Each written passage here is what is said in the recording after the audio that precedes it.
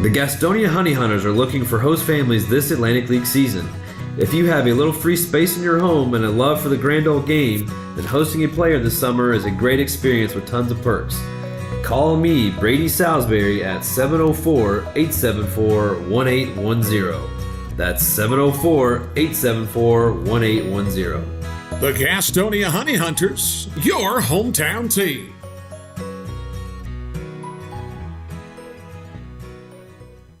The Gas House Bar and Grill is the place to find a broad palette of menu items that you won't find anywhere else at Caramont Health Park. Burgers? Got it. Pulled pork nachos? Check. How about jerk chicken sandwiches? We got that too. Oh, and fried plantains? Of course we do. The Gas House Bar and Grill is a world tour for the taste buds, nightly at Caramont Health Park. We'll see you at the Gas House Bar and Grill. WGNC, AM 1450 and 101.1 FM proudly presents Gastonia Honey Hunters Baseball. Gastonia Honey Hunters Baseball is brought to you by GSM Premium Services and Caramont Health. See how we care. Let's take you to the ballpark. It's time for Atlantic League baseball action on the Honey Hunters Radio Network.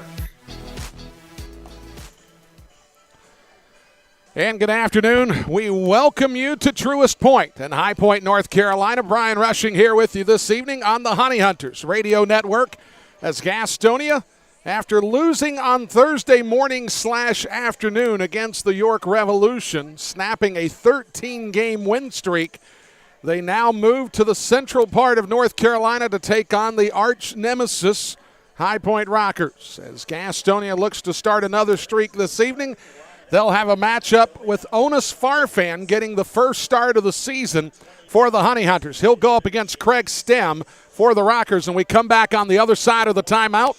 We'll take a look at yesterday's action against the Revolution, the starting lineups, and then we'll take a look around the league as we're moments away from action here on the Honey Hunters Radio Network.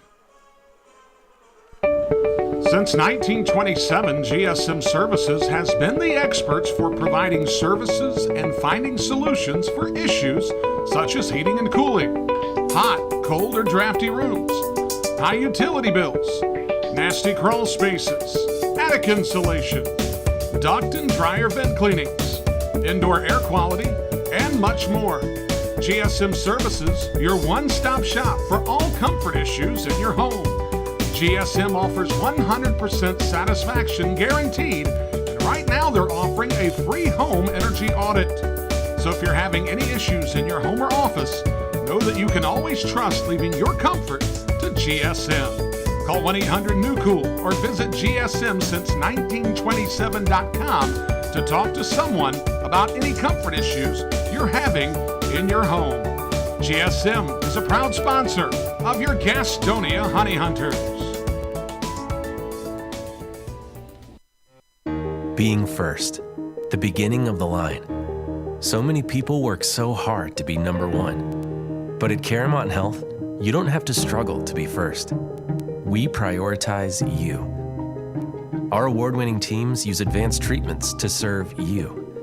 We deliver the compassion and quality you deserve, always growing, building, and innovating for your care, your health, your life. Caramont Health. Care first. What could be better this summer than a Honey Hunters baseball season? The crack of the bat, the pop of the mitt, the smell of fresh cut. Hey guys, stop. We have turf here at the ballpark. Let's try this again. The smell of fresh cut. Domino's Pizza. Sold nightly here at Caramont Health Park.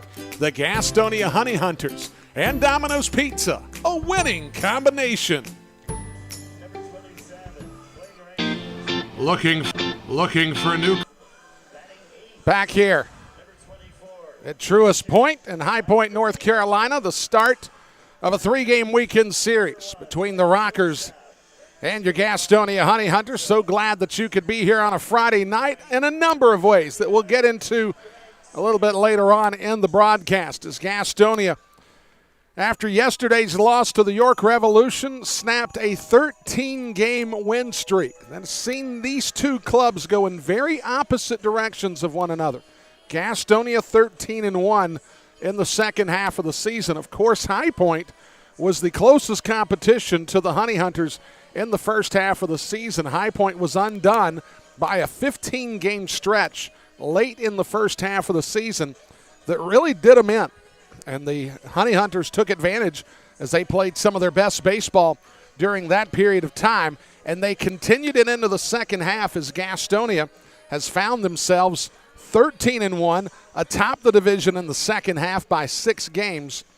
And this is a club that is going to try to get back on the horse tonight and pick up some more wins against this High Point Rockers club. Yesterday, it was Telvin Nash and Carlos Franco who hit 2-run homers early in the ball game. Nash's shot was in the first inning. Franco's was in the fourth inning. They scored all 6 of their runs in the first 4 frames of the contest yesterday. And Gastonia was never able to recover as they were able to close the gap to 6-2, and that was it. Nick Travieso had a phenomenal effort for the York Revolution as he went into the 7th inning, 6 1/3 officially, allowing 1 run in the course of the action. He scattered 5 hits, he walked a batter, and struck out 7 on the day, moving his record to 4-5 on the season. For Gastonia, they'll put that one behind them. They made the long journey home last night, got a chance to sleep in their own beds, and now they'll be back to the action tonight against the High Point Rockers. Let's go ahead and take a look at this evening's starting lineup for Goose Gazzo's club. Jalen Smith will lead off. He'll be the designated hitter this evening. Batting second will be Jack Reinheimer, the shortstop. Joseph Rosa will bat third. He'll be at second base, coming in with 14 homers and 64 RBI, both team leads, as he shares the home run lead with Jake Skoll. Batting fourth will be Zach Jarrett, coming in with a .294 average. Batting fifth will be Luis Román. Luis Castro will bat sixth. He'll be in left field tonight. Emmanuel Tapia will bat seventh at first base. Stuart Levy gets the start tonight behind the plate. He'll bat eighth, and then Jake Skoll bats ninth in center field this evening for the Honey Hunters. So it's going to be Smith, Reinheimer, Rosa, Jarrett, Román, Castro, Tapia, Levy, and Skoll, as Onis Farfan will get his first start of the season. He comes in with a 2-3 record on the year, a 3.5 ERA for the Honey Hunters. As we flip the lineup card over, let's take a look at it. The High Point Rockers this evening. Michael Russell will lead off. He'll be the third baseman, followed by Ben Aklinski. Aklinski, one of the mid-season all-stars in the Atlantic League, comes in with a .278 average, 12 homers, 47 RBI. Xander Wheel, another all-star member, batting .286 on the season. He'll be in left field tonight. Jerry Downs will bat fourth. He'll be at first base. Quincy Lattimore bats fifth as the DH. Tyler Ladendorf will bat sixth at second. Batting seventh will be the right fielder, Jay Gonzalez. Mike Galino will catch and bat eighth. And then batting ninth will be the shortstop, Giovanni Alfonso. So recapping the lineup again, it's Russell, Aklinski, Wheel, Downs, Lattimore, Ladendorf, Gonzalez, Galino, and Alfonso for the High Point Rockers. As Craig Stem gets the start tonight, a 2-3 record on the year, a 3.55 ERA for the Rockers. So when we come back on the other side of this break, we'll have a look around the Atlantic League for tonight's full 5-game schedule, and then we'll get you ready for action between the Rockers and your Honey Hunters coming up on the Honey Hunters Radio Network. We'll be right back. GSM Services helps people live better through improved comfort, health, and energy efficiency. GSM Services provides high-quality home and commercial improvement services. They offer services for heating and cooling, energy audits, duct and dryer vent cleaning, attic insulation, crawl space solutions, generators, commercial roofing, and HVAC, indoor air cleaning products, and much, much more. GSM has been taking care of their customers' comfort since 1927. This unmatched experience has led them to build reliable processes to serve you and offer guidance to help you choose the right options for your home business comfort needs. Call 1-800-NEW-COOL or visit GSMSince1927.com to talk to someone about the comfort issues you have in your home. GSM is a proud sponsor of your Gastonia Honey Hunters. Call 1-800-NEW-COOL or visit GSMsince1927.com. Go Honey Hunters! Whether you're stuck in traffic after a long day at work or working through a 10-game road trip, nothing feels as good as being home. If you're looking to enter the marketplace as a buyer or a seller, Moss Realty has a proven history of results with professionals that operate in the highest spirit of ethical conduct. Let them work for you. Call 704-865-5555 and find out how Moss Realty gets it done. 704-865-5555, Moss Realty. Being first, the beginning of the line. So many people work so hard to be number one. But at Caramount Health, you don't have to struggle to be first. We prioritize you. Our award-winning teams use advanced treatments to serve you. We deliver the compassion and quality you deserve, always growing, building, and innovating for your care, your health, your life. Caramount Health. Care first.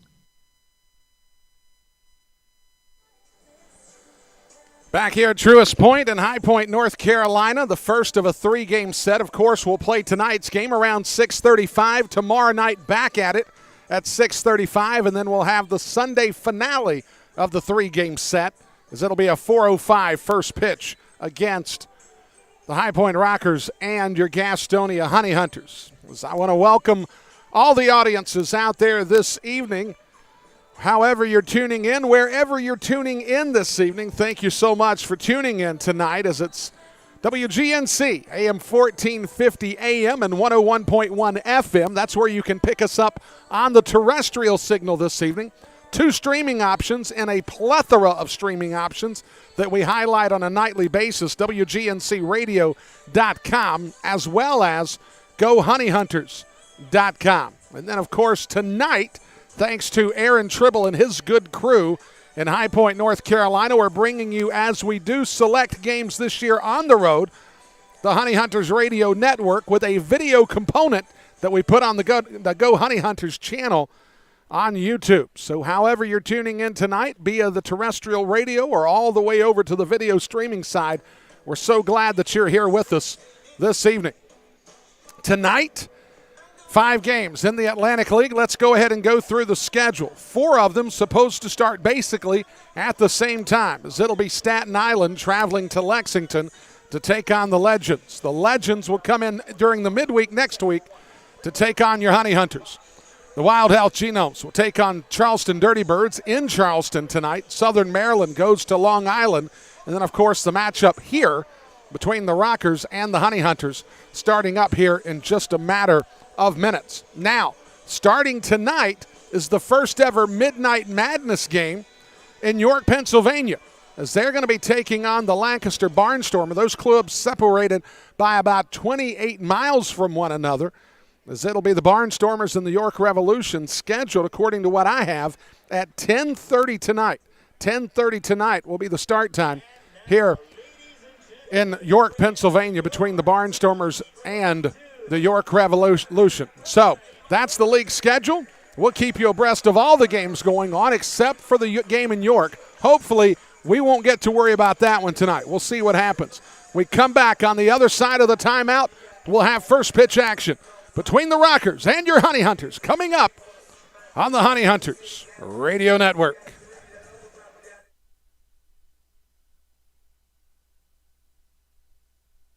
Find out where your Honey Hunters are playing all season long at www.gohoneyhunters.com. Ticket information, www.gohoneyhunters.com.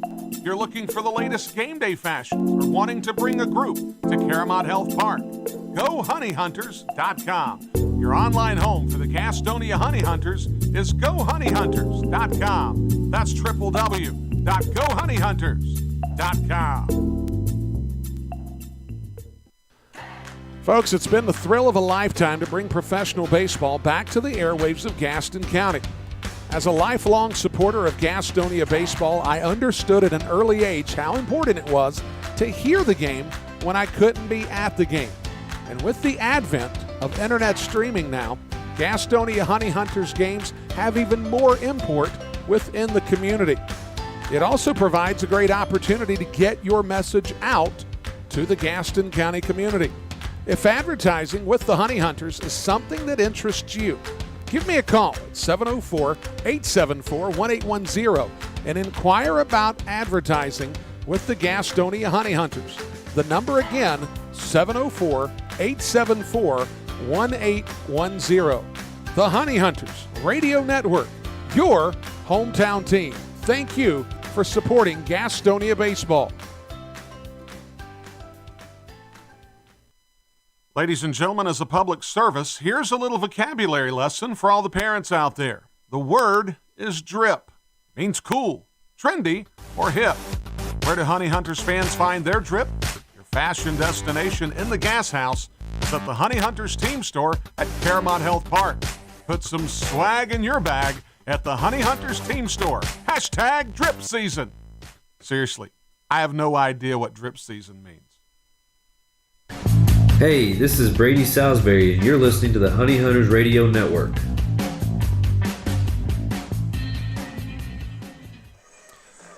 Indeed, Brady Salisbury, you are listening to the Honey Hunters Radio Network, and we thank all of you for tuning in tonight on this Friday night in the Triad of North Carolina. High Point, North Carolina. Truist Point is where we are this evening as the Gastonia Honey Hunters, winners of 13 straight before yesterday, look to get back on the winning train as they come in with an overall record of 57-22 on the year. They'll take on a High Point Rockers club that has experienced a little bit of difficulty on bookends of the first half and second half of the South Division standings, as they had a rough finish of the first half and a rough beginning of the second half. They find themselves down 11 games to the Honey Hunters going into this weekend's three-game set, as it'll be Jalen Smith leading off for the Gastonia Honey Hunters, followed by Jack Reinheimer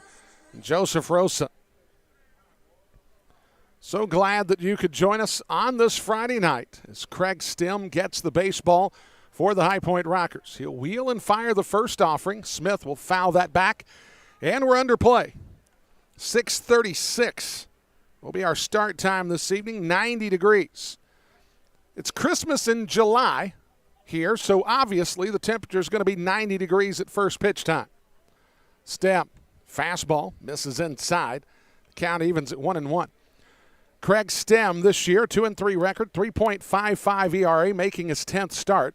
58 and a third innings pitched, 57 hits, 27 runs, 23 of them earned. He's walked 14 and struck out 32, as he has a .258 average against this season. Smith takes a ball to work the count to 2-1. We'll get through the defensive alignments here in just a moment for High Point, as Smith's going to foul that one. Actually, it stayed in fair territory as the catch was made. Initially, I thought he had popped it this direction. He's put it right on top of the mound. And Craig Stem makes the catch for the first out. Broadcast location here in High Point is sitting above the home bullpen, as I am just beyond the final suite here on the first base side. In fact, if I step away and take a break, I may just have somebody in the suites take over for me for an inning or two. We'll see what happens. Stem throws a first pitch ball to Jack Reinheimer. Reinheimer got yesterday off, but put together a very solid season in York as he finished the season 5 games played in York, Pennsylvania, 11 for 22 with 4 homers in the 5 games that they played against the Revolution. The Revolution will be in town next weekend, as that'll be the only trip they make to Caramount Health Park, as that ball's going to rattle around back into the concourse area to work the count to 1-2. Reinheimer, a .274 hitter, 9 homers, 43 RBI. He got home runs on back-to-back nights on Tuesday and Wednesday, and that was while going 2 months and a day without homering. The last time he homered prior to Tuesday night was May the 18th. July the 18th is when he hit his 8th of the season. Stem out of a modified windup will throw the pitch, and Reinheimer will chop it foul at the plate. Your umpires this evening, Calvin Baker will be the home plate umpire. Carlos Echeverria will be at first base. Lindy Hall will be over at third base.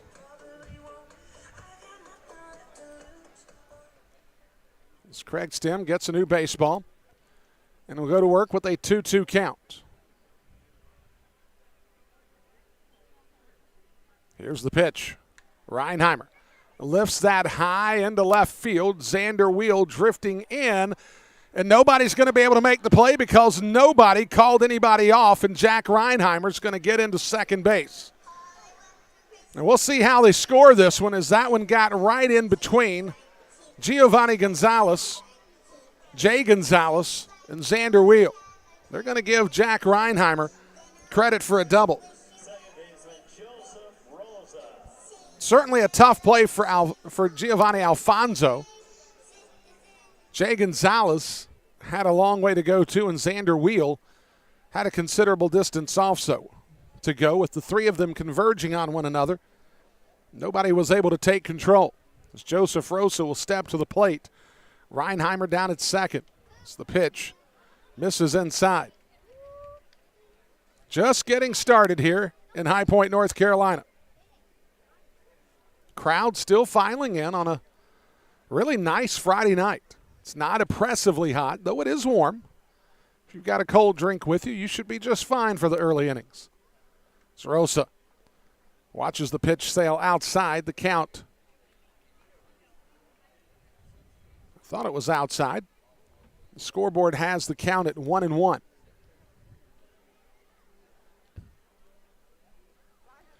Reinheimer at second. Stem delivers. Rosa drives a shot, hooking foul. It's going to go into the seats. It'll ricochet to a young man wearing a gray T-shirt, so he gets a souvenir early in the ball game off the ricochet.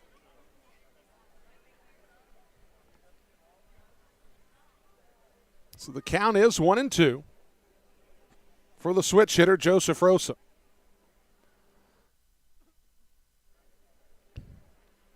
Rosa waits on the pitch. That pitch misses inside. The count evens at 2-2. A Stem, a 94-mile-an-hour heater, trying to work the inside edge. 2-ball, 2-strike count. Gastonia threatening here with one down in the first inning.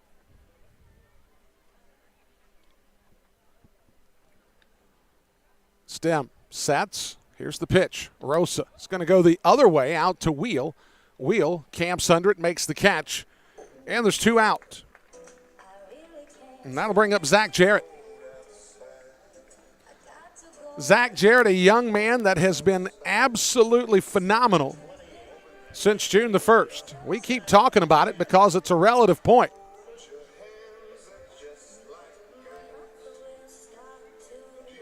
Zach Jarrett has just put together a phenomenal month plus. As I would say that there's a real possibility that he, like Rosa, would be in the running for Player of the Month in July in the Atlantic League. It's the pitch taken for a strike.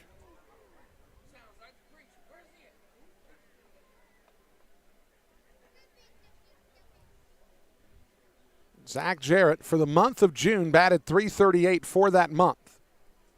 So he'll chop that one foul past Michael Russell over at the third base side. Since June the 1st, Zach Jarrett is batting .47 for 133, or 131, I'm sorry. .357 average, 6 homers, 27 RBI. Jarrett has been fantastic in the last 45 games or so. Here's the pitch. Jarrett is going to go opposite way with it, coming on and making the catch is Jay Gonzalez, and that'll retire the side. Gastonia gets a double from Reinheimer, but they leave him stranded. We go to the bottom of the first inning, scoreless on the Honey Hunters Radio Network.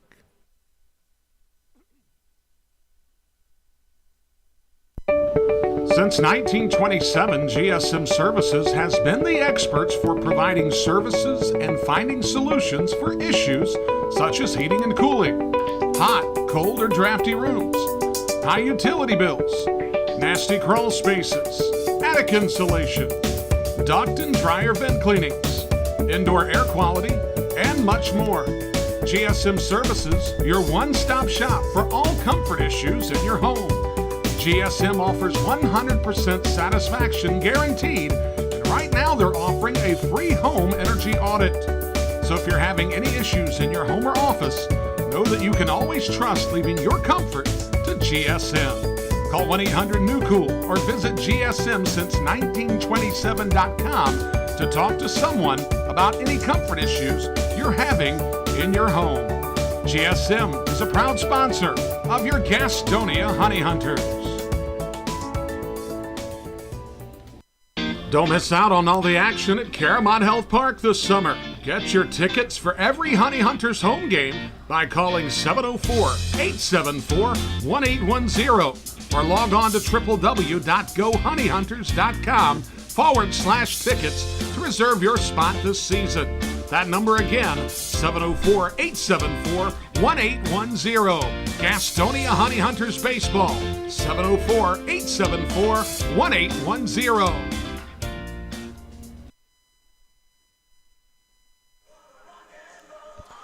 Bottom of the first inning, Gastonia turned away in the first inning.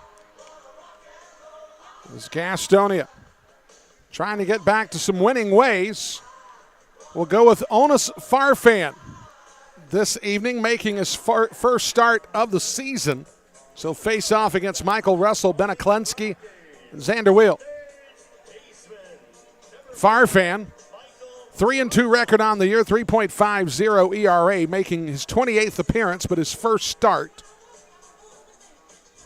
He does have a save on the season. 36 innings pitched, 32 hits, 17 runs, 14 of them earned. He's walked 19 and struck out 34 for a .237 average against.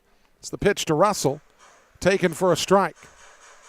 Russell, a .239 average this year with 2 homers and 25 RBI. Right-handed batter against the southpaw Farfan. Russell will shoot that one toward the first base side.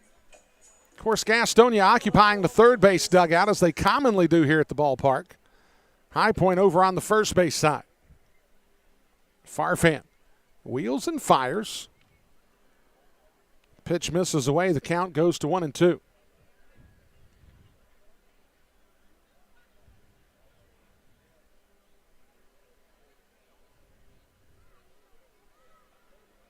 Farfan fouls that one up and into the concourse area and out near the parking lot.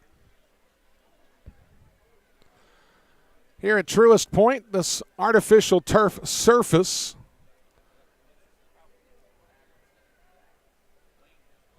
good hitter's ballpark here. The distances are fair, but there is good carry to the gaps as Russell gets just a piece of that. It's Gastonia this evening. We'll have Luis Castro in left field, Jake Skoll in center, Zach Jarrett in right, Luis Roman over at third, Jack Reinheimer at shortstop, Joseph Rosa at second, Emmanuel Tapia at first, and then Stuart Levy behind the plate as that ball bounces off the turf to work the count even to, I believe, 2-2. 2-2 is the count.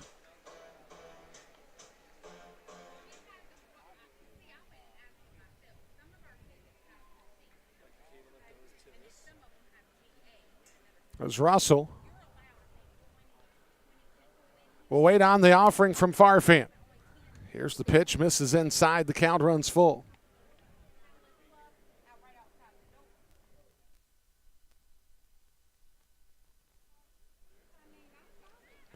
It's Farfan with the full count. Here comes the payoff. Pitch to Russell, rolled foul toward the third base bullpen.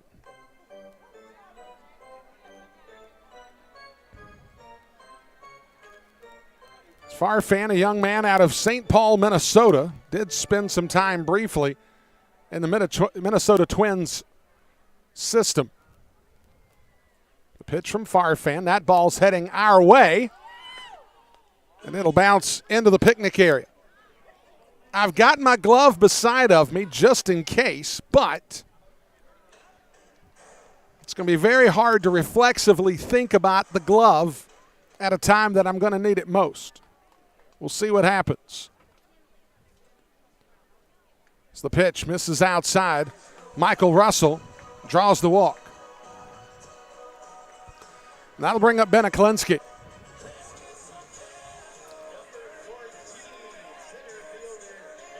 So Beniklinski will step to the plate. Beniklinski, a .278 hitter, 12 homers, 47 RBI. Zeklinski putting together a very solid season. He was rewarded with an all-star nod at the mid-season point. One of two Rockers that made the all-star team, Xander Wheel being the other. Wheel is on deck. Farfan out of the set position. Will go plateward as the pitch misses up and away.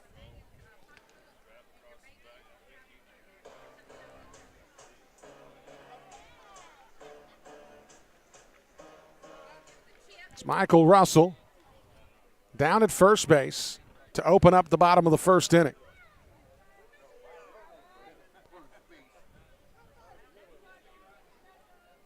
Farfan has the sign from Levy. Here's the pitch. That ball lifted out to right center field. Jarrett drifting back to the track. He'll make the catch. Retreating to first is Russell. Zeklinski gave it a ride, but didn't quite carry it far enough.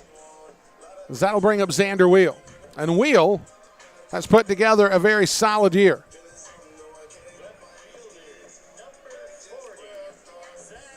That'll be 21 homers and 66 RBIs for the left fielder this evening.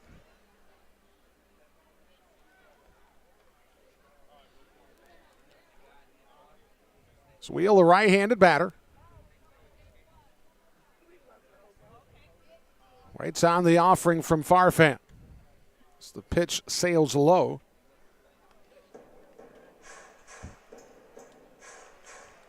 Xander Wheel, out of Murfreesboro, Tennessee, played his college baseball at Vanderbilt University. So the former Commodore taking on Farfan here. That pitch driven out to center field. It's going to stay in the yard. Skoll drifts back. He'll make the catch. Russell at least bluffed a tag from first base, but Skoll has a good arm as he is able to drift back to first. There's two down in the inning. And that'll bring up Jerry Downs. Now, the dangerous game that Farfan is playing here and getting the two fly balls is this is a club in High Point that likes to drive the baseball out of the yard. If he misses location at all, especially against hitters like Xander Wheel, Jerry Downs, those guys can drive the ball a long, long way. We've seen Downs do it a few times this year. It's the pitch. Downs swings and misses. 94-mile-an-hour fastball from Farfan. Make no mistake about it, Farfan has a lively enough arm, which is why he's gotten as many appearances this season for Goose Gazzo's club. However, he's going to have to stretch himself out a little bit here tonight. Pitch from Farfan. Misses outside. As the count goes to 1-1. Bottom of the first inning, scoreless ball game between the Rockers and the Honey Hunters.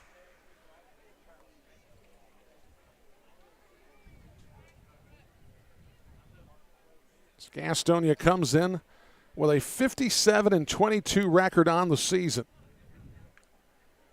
Downs will foul that pitch back to the screen.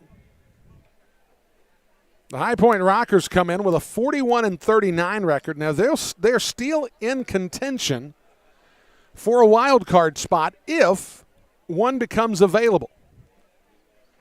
And what would have to occur for a wild card spot to become available is for either Southern Maryland or Gastonia to win the second half as well as the first half of their respective division. If both Southern Maryland and Gastonia win the second half, there would be 2 wild card spots available.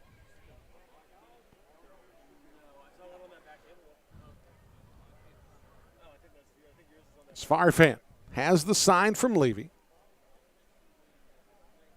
Here's the pitch. Slider. Down, swings and misses. Levy will scoop up the baseball, throw down to Tapia to retire the side. So the Rockers, they get a walk, but that's all they get. They leave a runner stranded as we've played 1 inning here in High Point. Scoreless on the Honey Hunters Radio Network. We'll be right back. GSM Services helps people live better through improved comfort, health, and energy efficiency.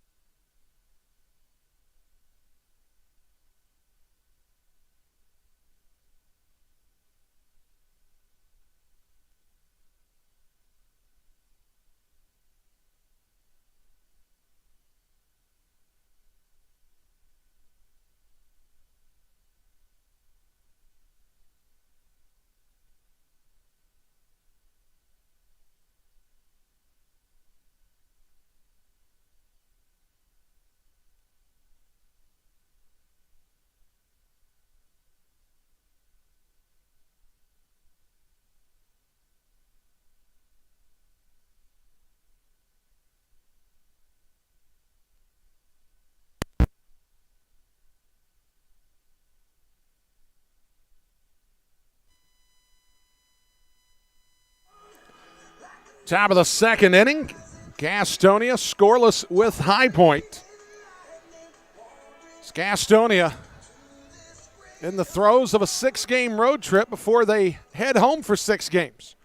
So they'll face off against the Lexington Legends on Tuesday, Wednesday, and Thursday.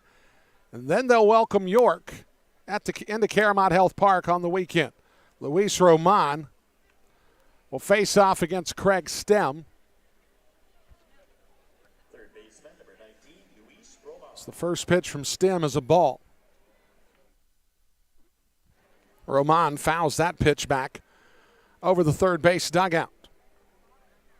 Luis Roman, the last time that he was here at Truist Point, well, he had himself a pretty decent day. As Roman hits it sharply out to Jerry Downs. Jerry Downs will call his own number. He'll beat Roman to the bag. And there's 1 down. I'll give you some more detail about Roman's July 3rd game here, or I should say in Lexington, as he had some positive numbers here. A couple weeks before that, he had a home run on a Sunday that propelled Gastonia to a win and a sweep here against the Rockers. Gastonia has lost 1 time to High Point, and that was on July 4th. At Caramount Health Park.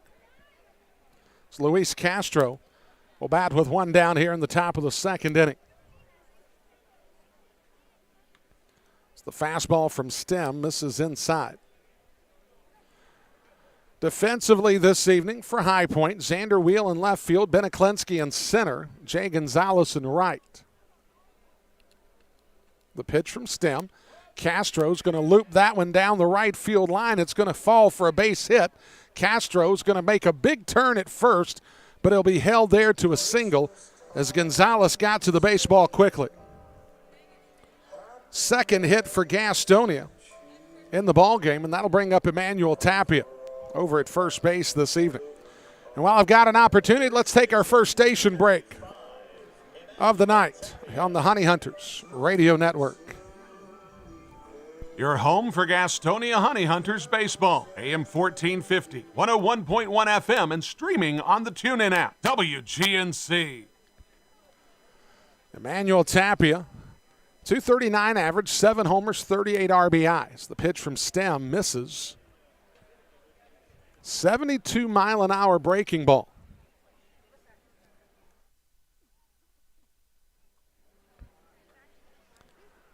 Castro takes his lead with one down here in the top of the second. Here's the pitch to Tapia. Tapia puts a drive in it.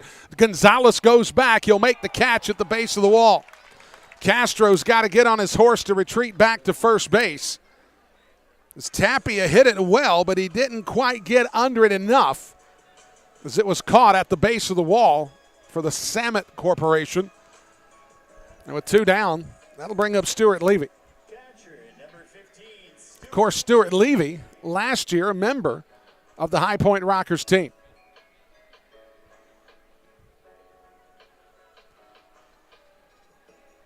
It's Gastonia looking to see if they can get some early offense in this ball game against this Rockers team.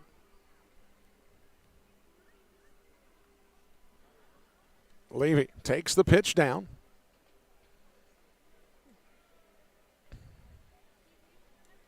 The infield, Michael Russell at third base, Giovanni Alfonso at shortstop, second base, Tyler Ladendorf, Jerry Downs at first, Mike Galino at the catcher spot. The pitch, another fastball, misses down. As the count goes to 2-0.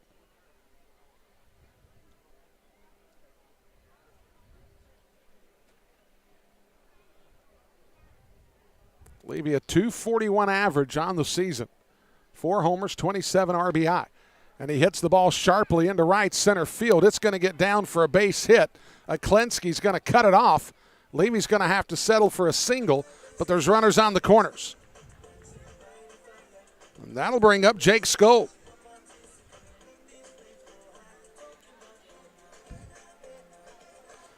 It's Jake Skoll. On Wednesday night, had home run number 14 of the season.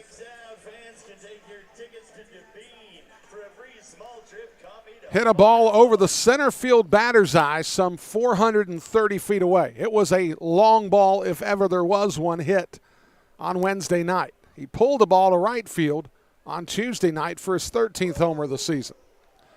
Gastonia hit 9 home runs in the 2 wins by scores of 19-5 and 10-0. Skoll had 2, Hampton had 2, Reinheimer had 2.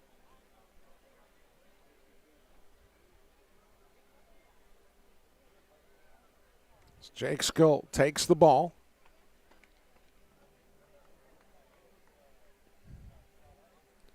It's Levy down at first, held on by Jerry Downs. Castro over at third.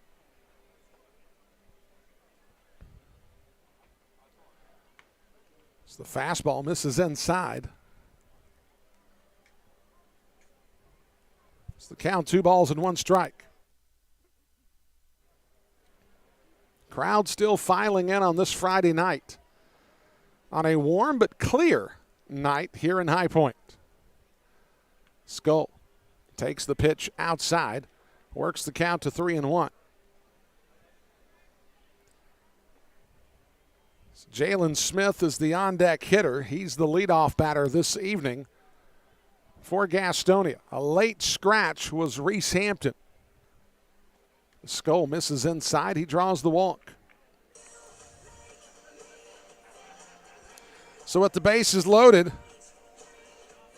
that'll bring up Jalen Smith. Jalen Smith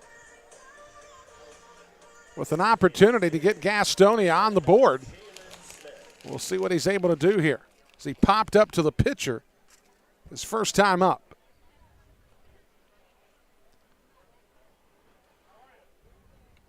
Smith watches the pitch miss outside from Craig Stem.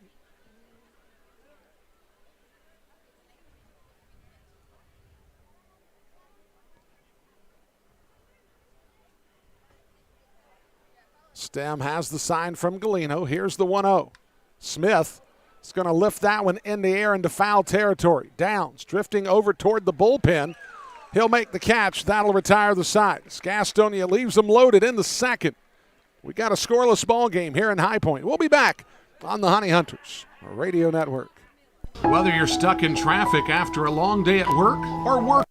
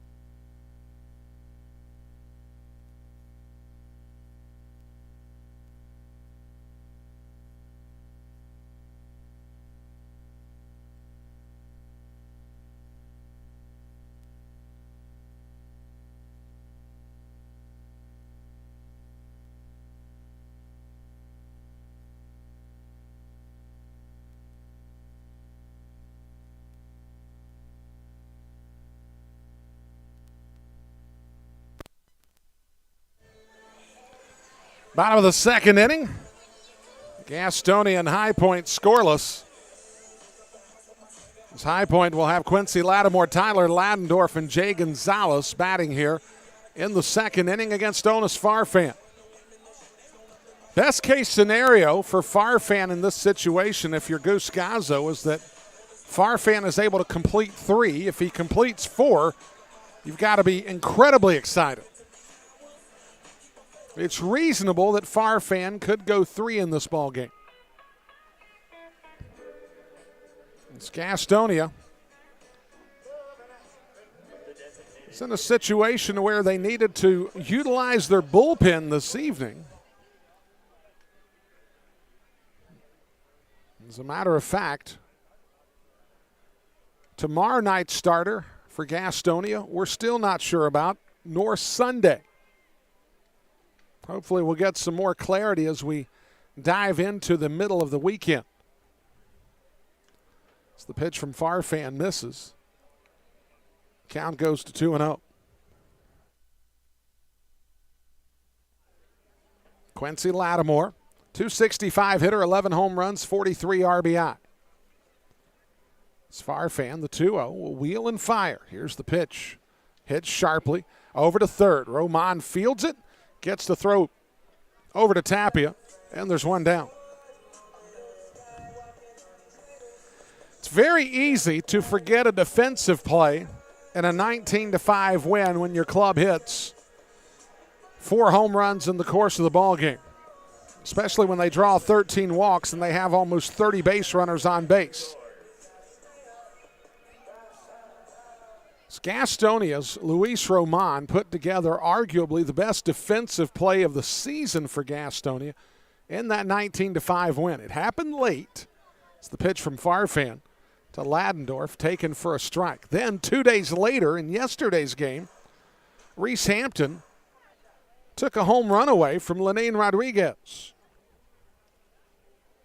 Just a couple of sensational defensive plays that had this club score 31 runs over the course of 3 ball games. 29 in the first 2. The pitch from Farfan misses outside. Count 2-1. Folks here around the ballpark, walking around the concourse, taking advantage of the very comfortable evening when you're in the shade. When you get out to the sun, in about an hour, it's not going to matter because everything will be under the shadows here. As Reinheimer gets the ball over to Tapia, and there's 2 down. Truist Point here in High Point, North Carolina. Down the left field line, 336, 300 in dead center, 339 in right. Ball does tend to carry out here. It's about a 10-foot high wall in left and right field. And then it raises up to about, I would say, 12 to 14 feet in the gaps. And the batter's eye goes back to the standard 10-foot. There's a brown batter's eye here that makes it much easier than a lot of places to actually see the baseball. Jay Gonzalez with 2 down steps to the plate. 302 hitter on the season. We had seen Gonzalez play center field the last time we were here for the entirety of the series.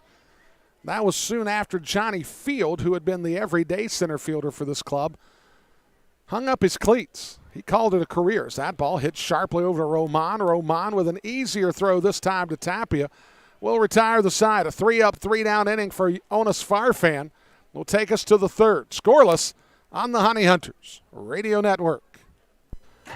Folks, it's been the thrill of a lifetime to bring professional baseball back to the air.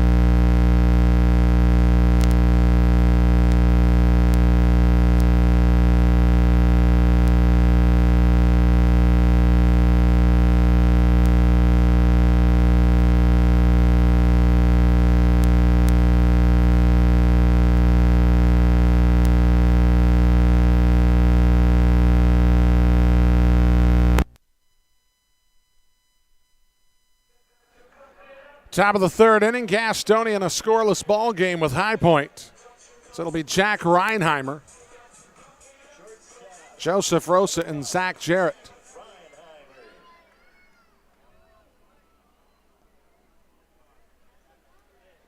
As Reinheimer got a double on a ball that traveled about 220 feet in the first inning. As that slider from Stem taken for a strike.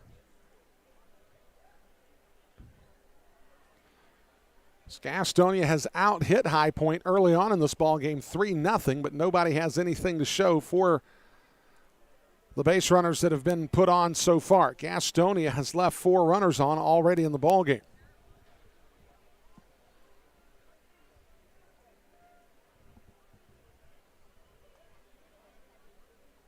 Stem. Pitch taken for a strike.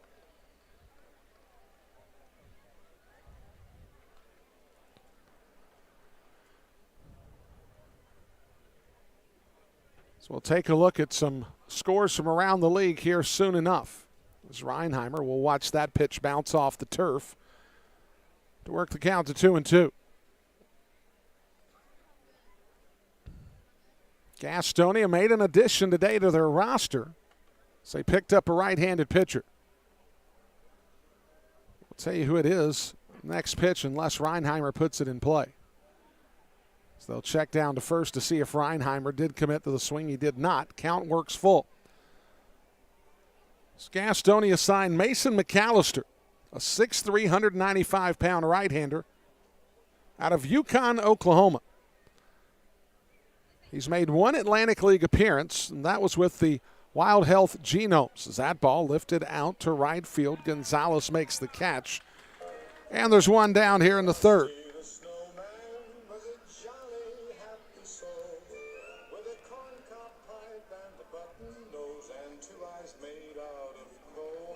So there's one down. Joseph Rosa will step to the plate. Rosa hit the ball hard a couple of times in his at-bat before finally flying out to Xander Will.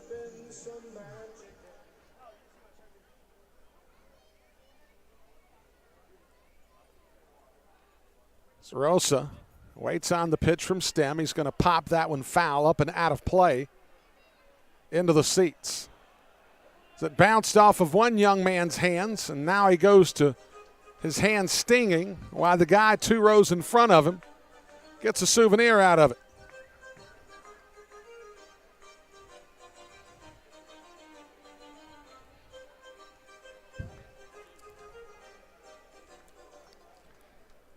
Of course, if you're here at the ballpark tonight, or if you're able to listen in to some of the background sounds that you hear, with it being Christmas in July, as Rosa's going to lift that one over into the hole, Alfonso's throw is not going to be nearly in time, as Rosa will have himself an infield single. As that one got in on his hands a little bit, but from the left-handed side, he was able to push the ball to the left side of the infield, got it around Russell, and Alfonso fielded the baseball but was not able to put nearly enough on the throw, as now Rosa has another hit. And that'll bring up Zach Jarrett.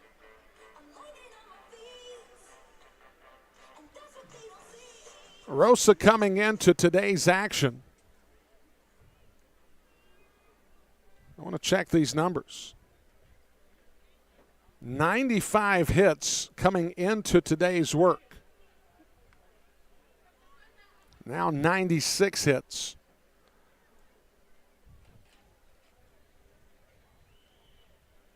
Really speaks to just how good of a hitter Joseph Rosa has been this entire season. It's the pitch to Jarrett, taken for a strike. Jarrett flew out to right field in the first inning.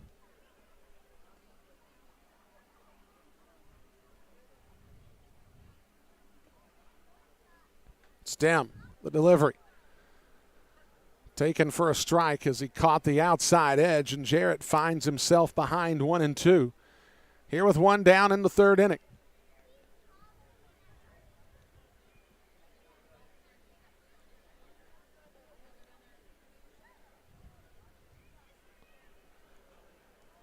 Stem, delivery. Jarrett smashes it out to center field. Aklensky reaches up. That was an elevated fastball from Craig Stem that Jarrett jumped all over, and it almost took Aklensky by surprise. It almost got over his head as Jarrett's hit 2 balls on the button, and he's got nothing to show for it. And that'll bring up Luis Roman.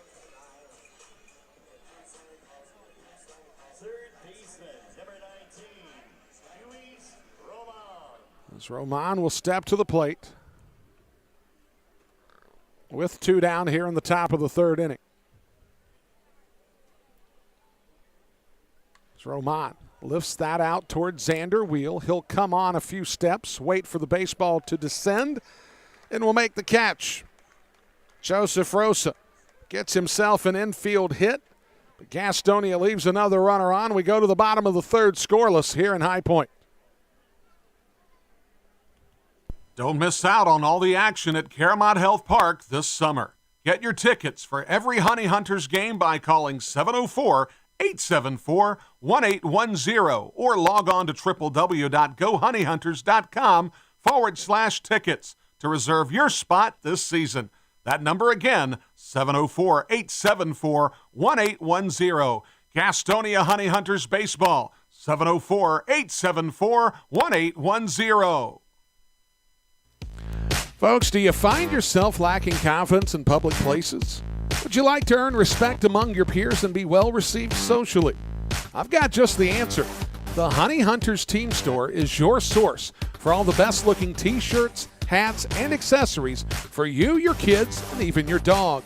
Look good, feel good, fan better. It's always drip season at the Honey Hunters Team Store at Caramont Health Park. The Gas House Bar and Grill is the place to find a broad palette of menu items that you won't find anywhere else at Caramont Health Park. Burgers? Got it. Pulled pork nachos? Check. How about jerk chicken sandwiches? We got that too. Oh, and fried plantains? Of course we do. The Gas House Bar and Grill is a world tour for the taste buds, nightly at Caramont Health Park. We'll see you at the Gas House Bar and Grill.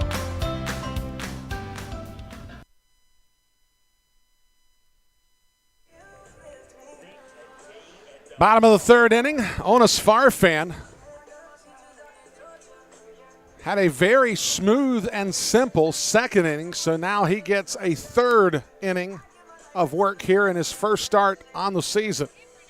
So, of course, Farfan has spent the entirety of a season in the bullpen, but tonight gets called upon to get the start. And again, I can't imagine in any real circumstance him going 5 innings. But if he has a couple more innings like the second, then that becomes a very real possibility. As it'll be Mike Glennon, Giovanni Alfonso, and Michael Russell batting here in the third inning. As Farfan misses low to Glennon. 265 hitter, 1 homer, 13 RBI on the season. We talked about a recent signing for Gastonia, and Mason McAllister's the pitch taken at the knees for strike one. The High Point Rockers welcomed back a former player onto their roster who had ties earlier this year to the Gastonia Honey Hunters. As the pitch from Farfan misses, 2-1 the count. Cesar Trejo is back in High Point. Of course, he played his college baseball just up the road at UNC Greensboro. But he's back now for the Rockers. Of course, he was part of a trade that sent him to the Claiborne Railroaders of the American Association. So now he's back in Rockers country. It's the pitch to Glennon. Has the count even, and now Farfan has his second strikeout of the contest. That'll bring up Giovanni Alfonso. Shortstop comes in a .306 hitter, 2 homers, and 23 RBI. Giovanni Alfonso, the franchise leader in games played as well as base hits. Of course, this franchise got started just prior to COVID. You play one season, and then the pandemic hits. As Alfonso's going to lift that one up toward the concourse area and out of play. The shadows have pretty much taken over the infield here. There's a slight patch of sunlight that is broken through just behind the bag at second. It's the pitch from Farfan, misses. The count evens at 1-1. Alternating stripes in the outfield, very similar to what you would see in Staten Island. Also something you'd see in Staten Island is the logo in the front. Well, Staten Island has their logo in center field.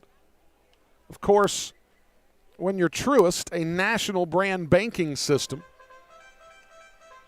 well, you put your logo there.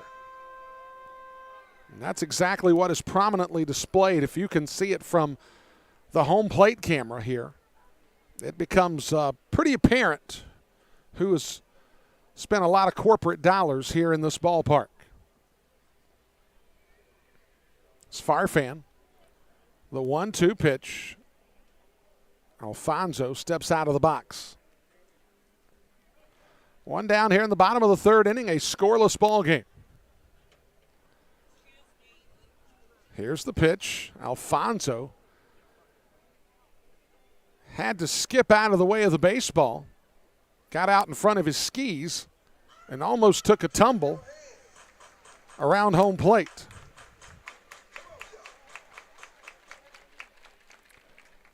A national wireless company has decided to give out fans to the fans, which is a good move. So you see every once in a while some green logoed materials being flipped back and forth amongst the patrons here at the ballpark. Of course, with so much minor league baseball in and around the triad of North Carolina, you're bound to see some Winston-Salem Dash shirts, maybe even a Greensboro Grasshopper shirt as that pitch misses down. Giovanni Alfonso draws the walk. Second walk for Honus Farfan that he's allowed, and that takes us back to the top of the order where Michael Russell, who led off the first inning with a walk, steps to the plate. So there is a Greensboro Grasshoppers t-shirt down in the section in front of me.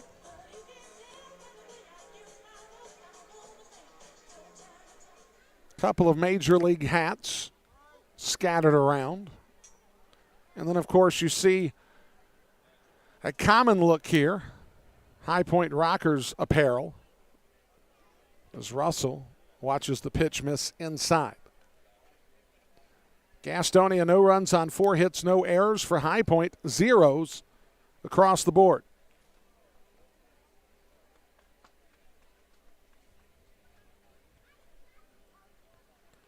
Farfan looks over at Alfonso. The pitch lifted out to right field. Jarrett seems to have a beat on it. He'll make the catch, and he'll chase Alfonso back to the bag at first. 2 down here in the bottom of the third inning, and that'll bring up Benaklenski.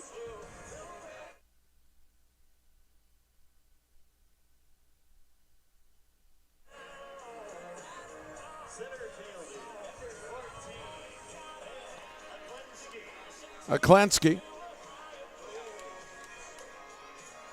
stepping to the plate. He flew out to Jarrett his first time.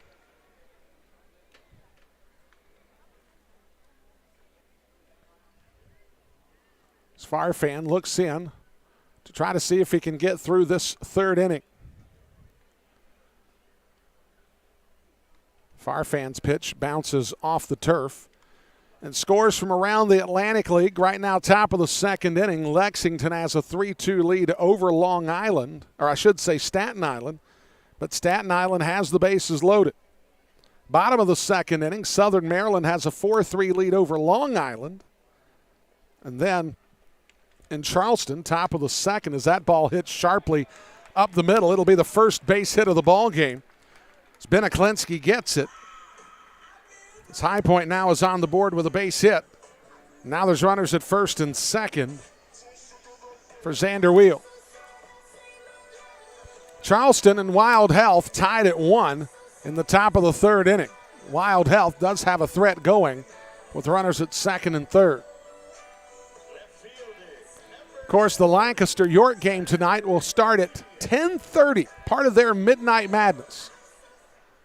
Of course, we were in York, Pennsylvania yesterday, had an opportunity to talk to some of the front office staff as to what they thought they were going to see there. And they got exactly the kind of answer I expected. If you're a 20-something, somewhere between York and Lancaster, you're coming to the game that night. Because it could be, quite honestly,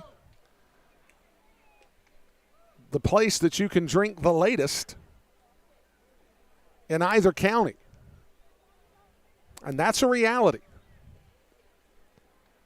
From what they told me in York, there's only 2 bars that stay open past 10 o'clock anyway. So there's that. You've got some of the more seasoned baseball fans in York that will probably just bypass the thing altogether. They're usually home and in bed by 10:30. Probably not going to watch a first pitch. And then you will have some diehards that would come at 2 a.m. if they needed to. The pitch from Farfan misses down. Count evens at 1 ball and 1 strike. 2 down here in the bottom of the third inning, a scoreless ball game. Xander Wheel with 21 homers, 66 RBI, one of the better run producers in all the Atlantic League.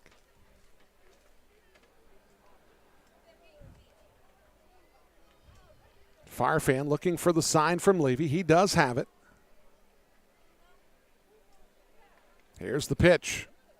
Wheel watches it sail down. Now the count is 3-1. Henry Martinez is in the bullpen, getting loose for Gastonia, as I'm sure Goose Scazzo would prefer to use Martinez in the fourth inning.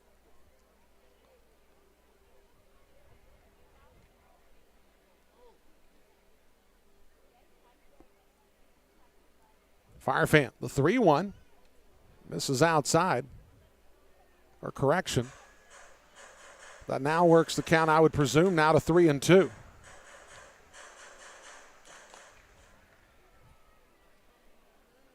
The scoreboard still says 3-1. So apparently they were a pitch ahead, perhaps foreshadowing.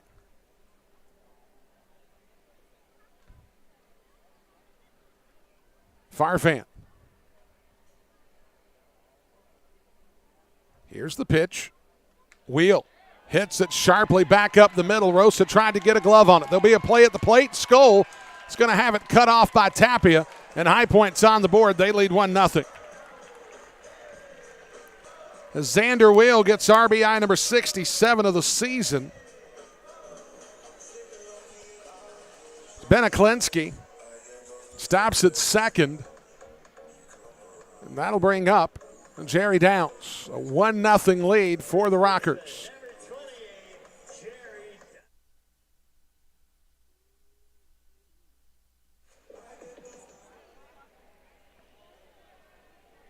So Klensky down at second, Wheel over at first. He gets the RBI single.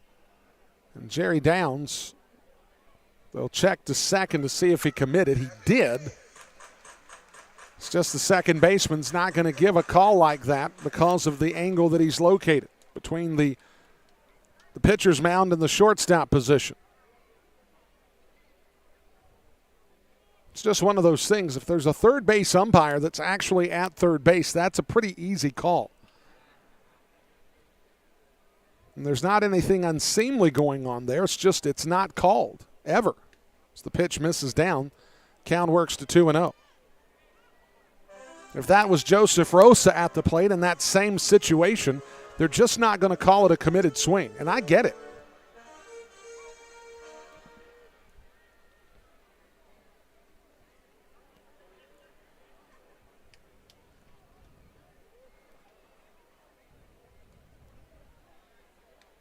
The pitch from Farfan. They'll check again, and this time they'll say Downs went. And he did go farther that time than he did originally. So the count works to 2-1.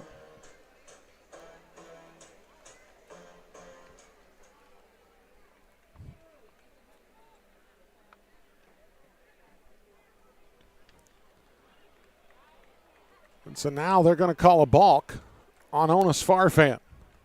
And Farfan is trying to get an explanation as to what transpired that prompted the call. As I believe the call was made by the first base umpire, Carlos Echeverria. No, they're going to say it was the third base umpire that made the call, Lindy Hall.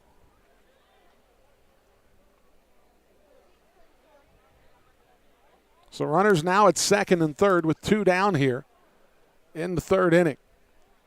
2-ball, 1-strike count to Jerry Downs. Here's the pitch. Misses. The count goes to 3-1.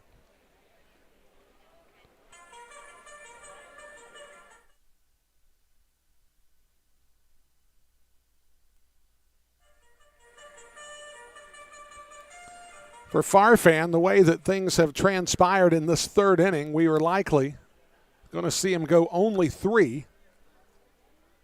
And he still needs to get through Downs here. Here's the pitch. Taken for a strike at the knees, and now the count runs full.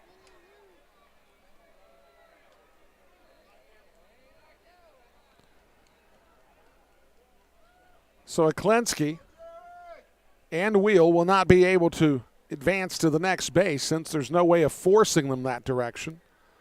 Jerry Downs will wait on the payoff from Onus Farfan. Here's the pitch. Downs swings and misses, and that'll retire the side. But High Point, they get a run across here in the bottom of the third inning. We'll go to the fourth. 1-0 Rockers on the High Point, or on the Honey Hunters Radio Network. Looking for a new career? Want to make an upwards of $40,000 a year? Want to work a schedule that fits your lifestyle? Want to do it all from the front seat of your car? I thought I had your attention. Domino's is hiring. If you want to cash in on a new opportunity, log on to jobs.domino's.com. That's jobs.domino's.com.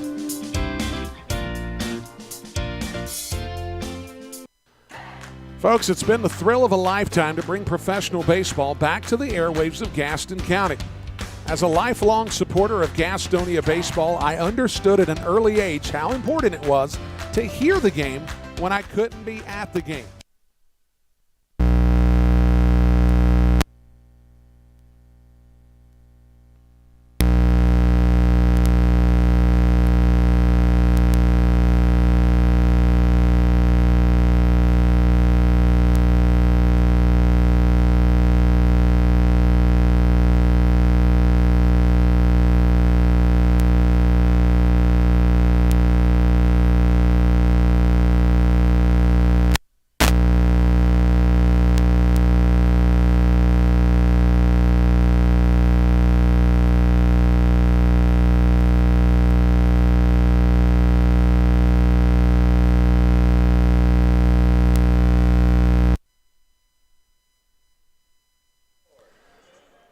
Now we go to the fourth inning. Gastonia trails High Point 1-0 here on this Friday night. Brian Rushing here with you. So glad you could join us.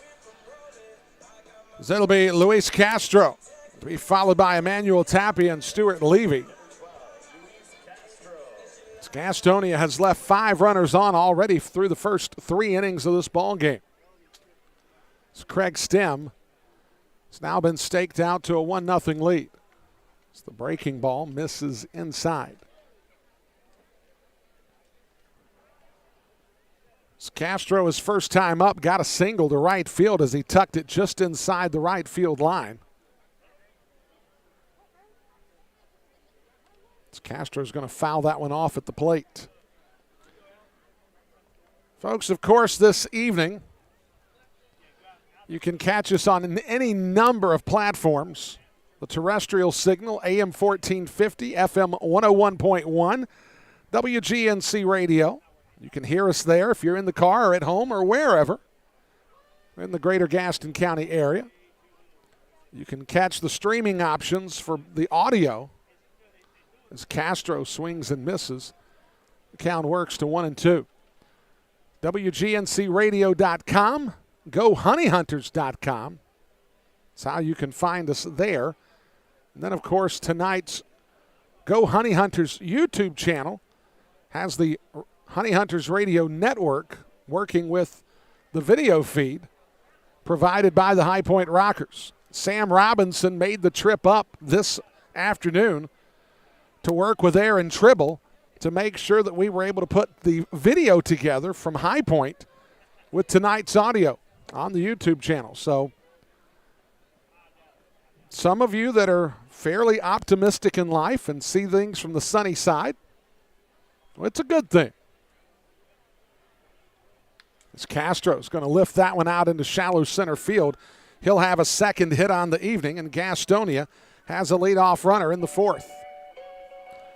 And that'll bring up Emmanuel Tapia, who hit a ball right on the button, but was called at the right field wall by Jay Gonzalez.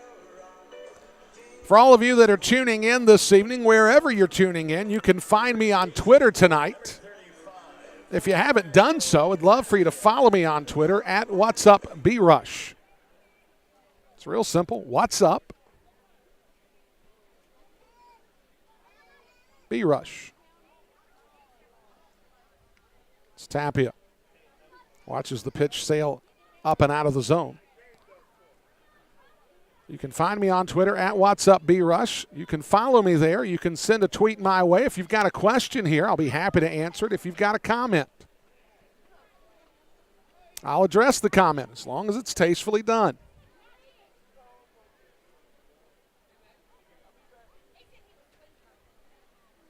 As Castro takes his lead over at first, being held on by Jerry Downs. Here's the pitch. Tapia takes. It's an off-speed pitch that misses up. 2-ball, 1-strike count.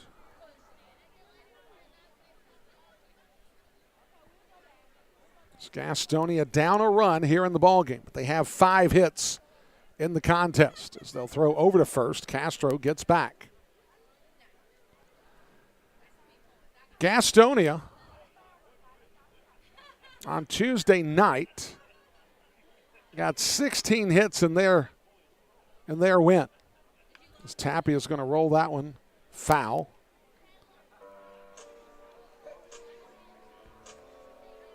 "16 hits. They drew 13 walks. The on-base percentage got a serious boost. On Wednesday night, 11 hits and a 10-0 win, 7 of them for extra bases, 5 of them were homers. And then there's what High Point did on Wednesday afternoon against Lexington. As Tapia is going to lift that one out to center field. Aklenski comes on. He'll make the catch. And that'll bring up Stuart Levy, who singled his last time up. The High Point Rockers put up 25 runs against Lexington on Wednesday. They had 21 hits. You thought for sure that Gastonia was going to jump York as far as team batting average. Well, the good news is they did. The bad news is that High Point jumped both of them.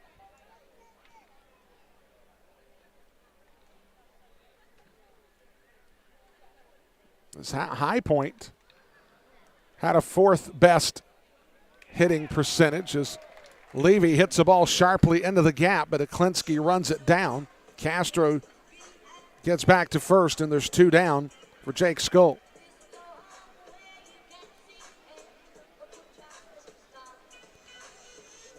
Henry Martinez had stopped throwing for a moment, but it looks like he's back up to tossing in the Honey Hunters bullpen.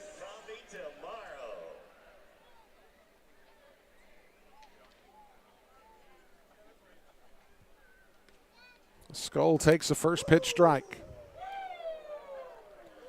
Skull walked his only time up in the ballgame.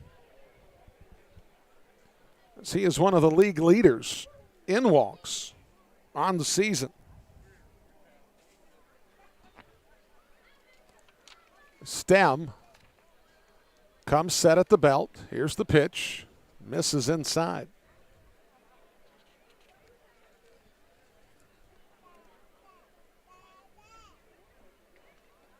It's Gastonia, Long Island, and York all at 264 in team average. Kentucky Wild Health now is 4th at 265. High Point at 266. And then Lancaster and Southern Maryland at the top with 270 and 274 averages.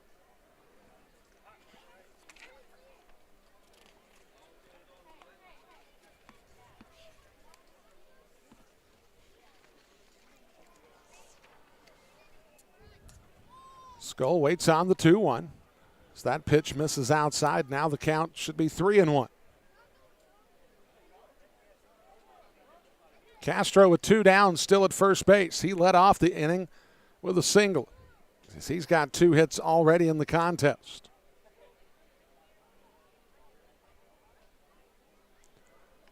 The pitch to Skull misses outside, and Skull gets a second walk on the evening.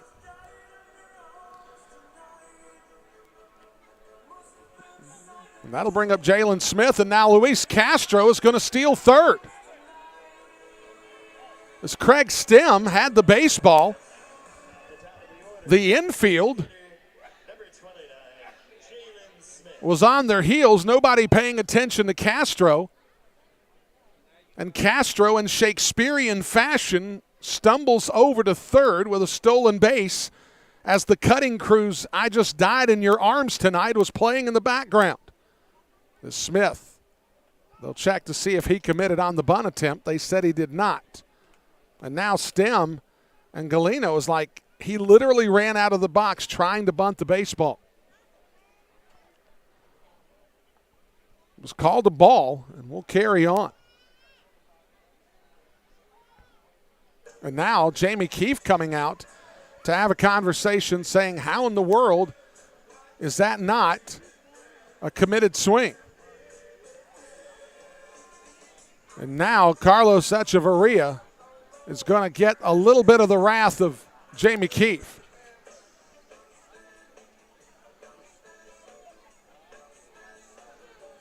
This Keefe is pretty animated. And Echeverria is just kind of taking it.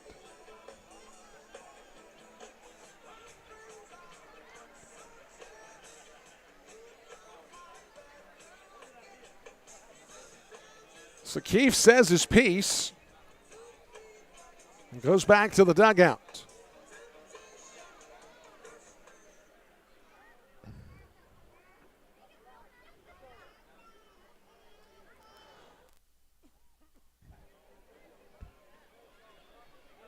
Smith gets hit by the pitch.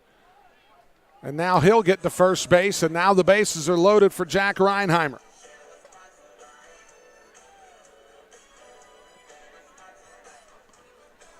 And Gastonia, for the second time in the ball game, has loaded the bases. They did so in the second and now here in the fourth.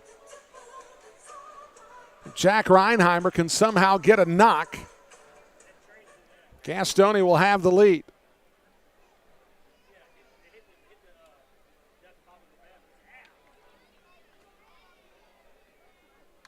It's Reinheimer, slow bouncer over to Russell, who gets it over to Ladendorf just in time. It's Gastonia turned away again in the fourth. They've left 8 runners on. We go to the bottom of the fourth. 1-0 High Point on the Honey Hunters Radio Network.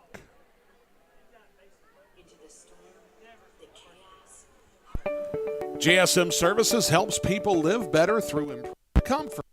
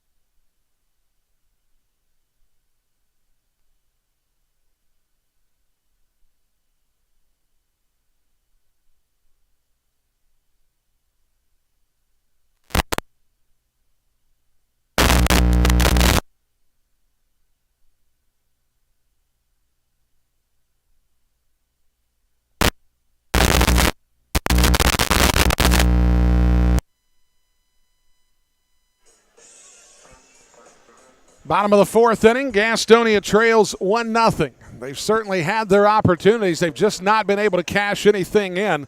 They have left 8 runners on through their first 4 times at bat. It's Quincy Lattimore will lead things off for the Rockers.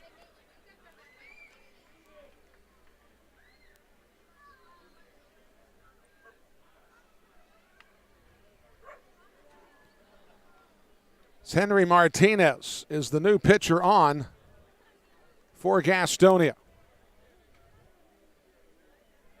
As Martinez has the ball bounced over to Roman. Roman with the off-balance throw, and Tapia can't come away with the baseball. We'll wait on the scoring, but Roman had time to step forward and throw the baseball.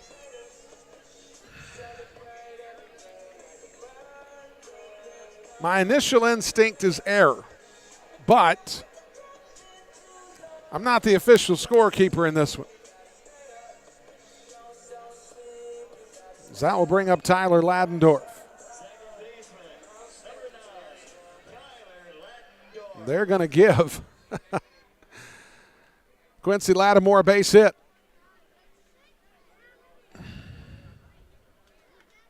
Ladendorf takes a strike.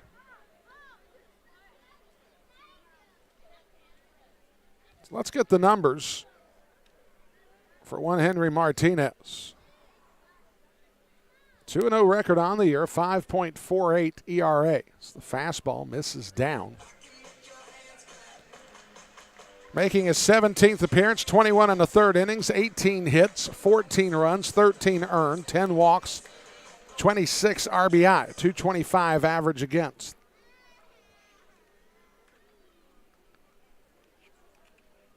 With Martinez entering the game now, he will be the batter in the leadoff spot. As that ball bounced to Martinez. Martinez to Rosa.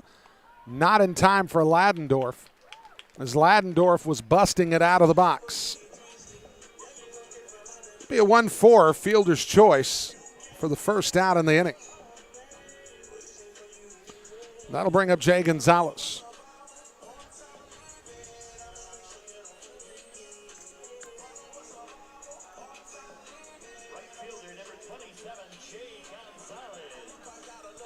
So Gonzalez will step to the plate with one down here in the bottom of the fourth inning. Gastonia trailing 1-0.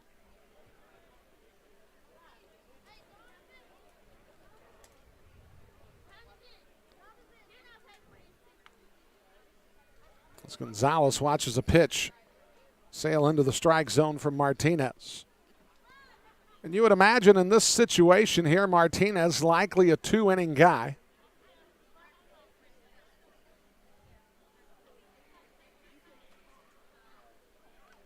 As we talked about the quality of this Gastonia bullpen, well, certainly the quality of this Gastonia bullpen is going to be tested over the course of the next few days.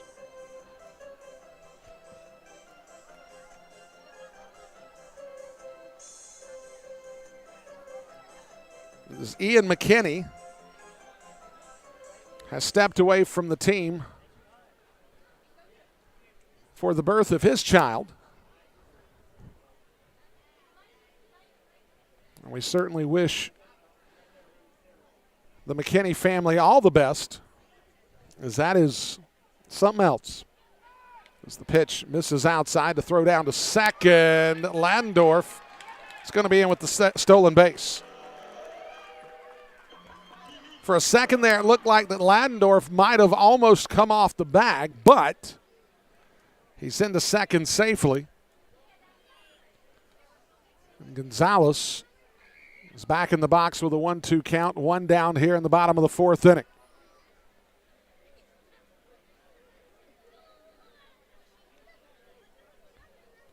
It's Gonzalez swings and misses. And that'll be a strikeout of Gonzalez. For Martinez, that's his first strikeout. It's the team's fourth of the day. And with two down, that brings up Mike Glennon. Folks, of course, with basically half the home season in the books, that leaves an opportunity for you to take advantage of some great savings and plenty of perks. As the pitch misses down to Glennon, you can get a half-season ticket at a prorated price that includes the Atlantic League Stadium Pass and playoff tickets. Now, you heard me, playoff tickets. When other teams are vying for the playoffs, Gastonia has already punched their ticket. And you can punch your ticket by getting a half-season ticket. Call the number at 704-874-1810. If you call us Monday or Tuesday of next week, Payne Yoder can help you out. Butch Cox can help you out. Lauren Tier can help you out, as that pitch is going to hit Calvin Baker at home plate.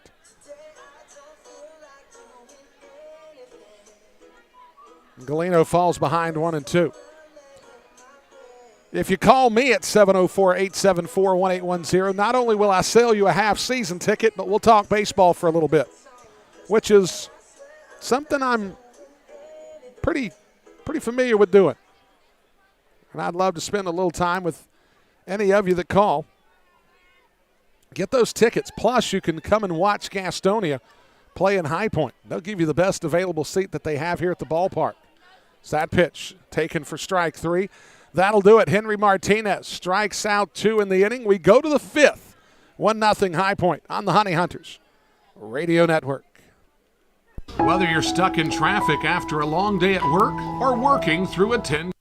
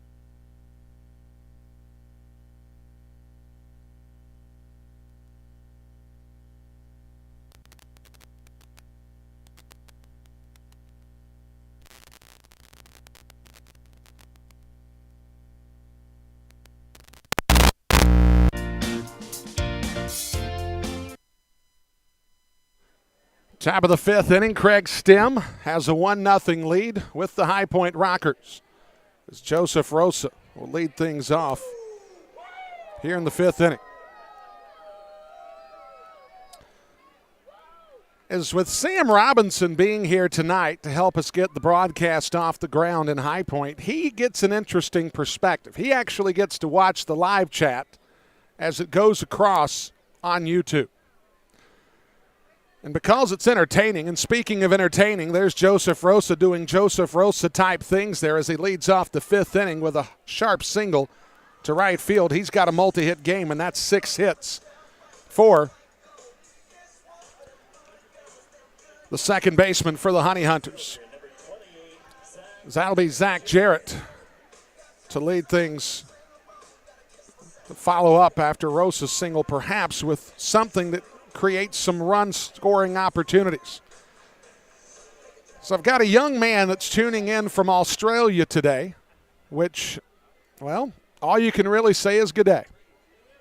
Thank you for tuning in. As Jarrett's going to get himself a base knock, and Rosa is going to round second and head third, and now there's the rally that we're possibly looking for. As Jarrett has his first hit of the ball game, Rosa gets to third, and now there's runners on the corners. And Tom Jones, who's part of the live chat this evening on our broadcast, I'll consider that a comment. Tim McCarver saved that of his little incident with Deion Sanders. I appreciated all of the games that he called with Joe Buck and others on many of the playoff games up and down the Fox network and other channels. So I appreciate that. Sam's going to drop a few more of those my way as Luis Roman hammers one foul toward the High Point bullpen. Schroyer, I don't know what kind of good puns I came up with, but I'm sure glad that you like them.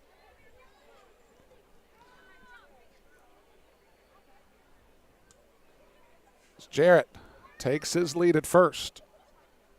Rosa, that ball scooped up by Russell. They'll get the short on the front side. Roman beats the wrap at first.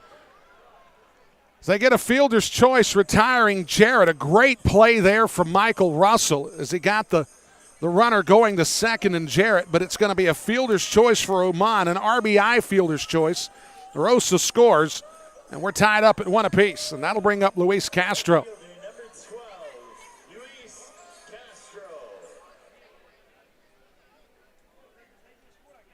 It's Luis Castro 2 for 2 in the ball game. Has an opportunity to keep the train rolling here in the 5th inning for Gastonia.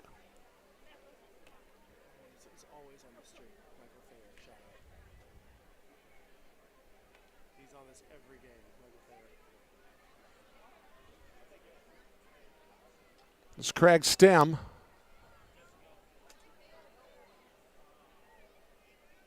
Looks in for the sign from Mike Galino. Luis Roman over at first. The pitch to Castro misses down. Count evens at 1-1.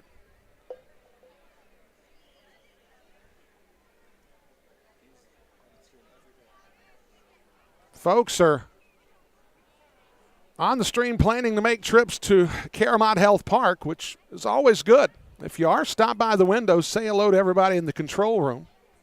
So we'd love to see you. So Roman takes his lead. The pitch from Stem misses down. The count 2-0 to Luis Castro. Gastonia has out-hit the Rockers 7-3 in this ball game. The bugaboo for Gastonia here in the early going has been 8 runners stranded. They've converted 1. The pitch, Castro watches that one go inside. Now he's going to shed the gear, and he'll go to first. Roman will go to second, and that'll bring up Emmanuel Tapia.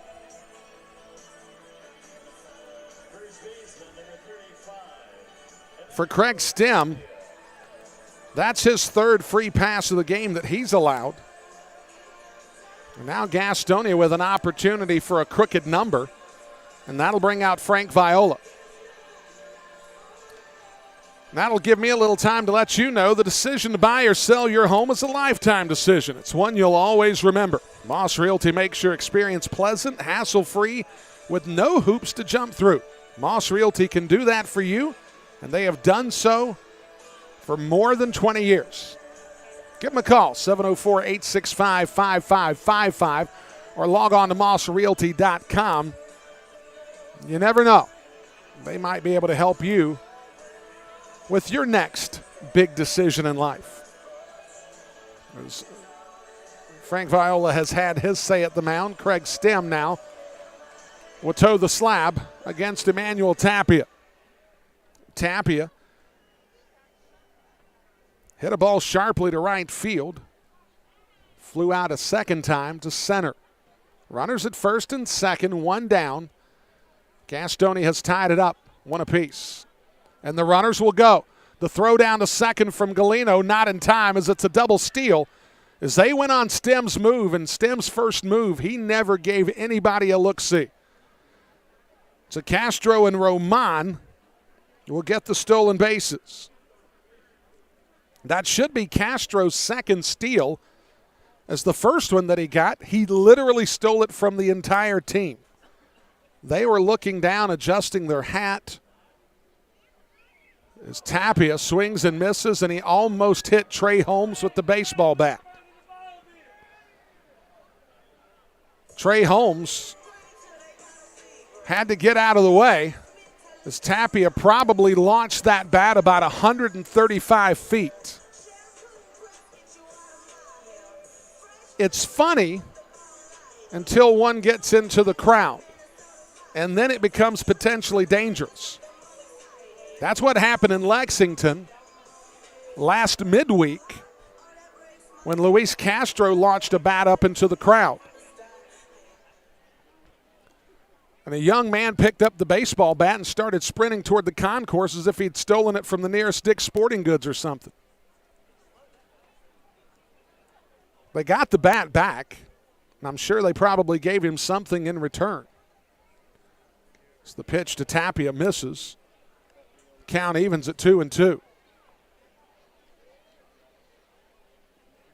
I think.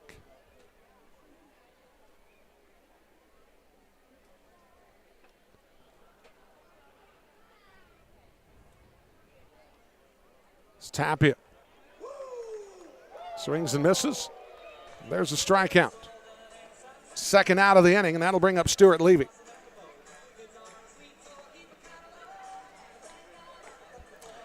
For Stem, that's his first strikeout of the ball game. That'll bring up Stuart Levy. Levy's 1 for 2 in the ball game. He hit a ball to center field sharply his first time up for a base knock, and then hit another ball sharply that was gathered in by Ben Aklinski to end the inning. Or correction, it was the second out in the fourth inning. It's the pitch taken from Levy, or by Levy, for a strike. Castro down at third, or I should say second. Roman down at third. With 2 down here in the top of the fifth inning, a 1-1 ball game. Here's the pitch. Levy checks his swing. They'll see if he committed. He did. The count goes to 0-2. It's Carlos Echeverria. Said that Levy did go past the point of no return on the committed swing.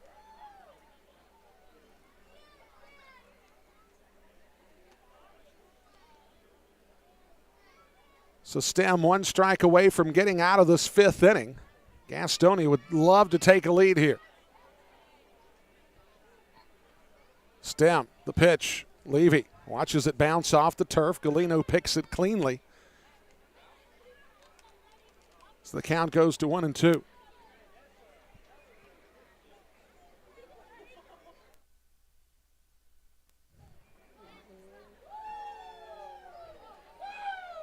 Roman down at third, Castro at second. Stem has the sign from Galino, sets at the belt. Here's the pitch. This is inside, count evens at 2-2. Stuart Levy has seen his numbers steadily rise in the last month or so. Now, mind you, they've not been as dramatic as what we've seen from the likes of Luis Roman, Luis Castro, Zach Jarrett, certainly. Certainly haven't been the same numbers that Joseph Rosa have put up all season as that ball rolled foul down the third base line. But Levy, who I believe finished last year as a .237 hitter for High Point, is actually over that number. He had 11 home runs last season. If he gets a couple of multi-home run games, he's right back on pace to match that number. For the Norfolk Tides, he did get 1 AAA home run. The pitch to Levy in the turf, and now the count runs full.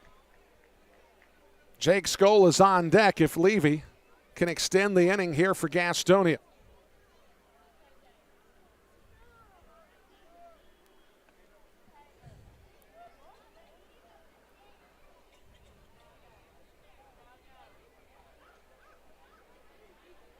Castro and Roman take their leads as Stem delivers. Levy swings and misses, and that'll retire the side. We're halfway through in High Point. Score tied at 1 as we go to the bottom of the fifth on the Honey Hunters Radio Network. Since 1927, GSM Services has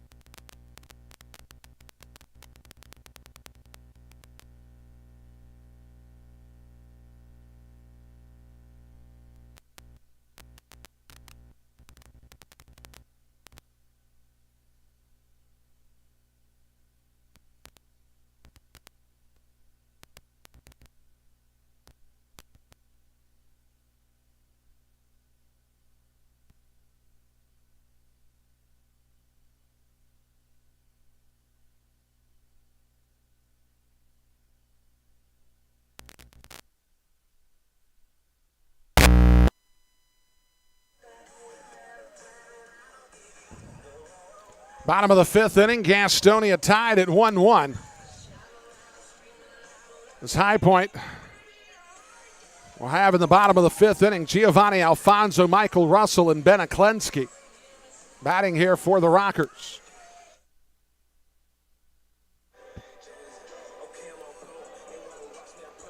It's Henry Martinez in his second inning of work for the Honey Hunters. It's Gastonia 57-22 on the season, 35 games over 500. As this club has been dominant for most of the year. This High Point club for 45 games or so, we're neck and neck with this Gastonia club and led for a good chunk of the first half. And then they were picked dry with a number of their pitching prospects that made their way to affiliated baseball. And when that happened, High Point fell off the pace and Gastonia surged forward. As the pitch swung on and missed, it's Martinez. Gets a swing and a miss from Giovanni Alfonso.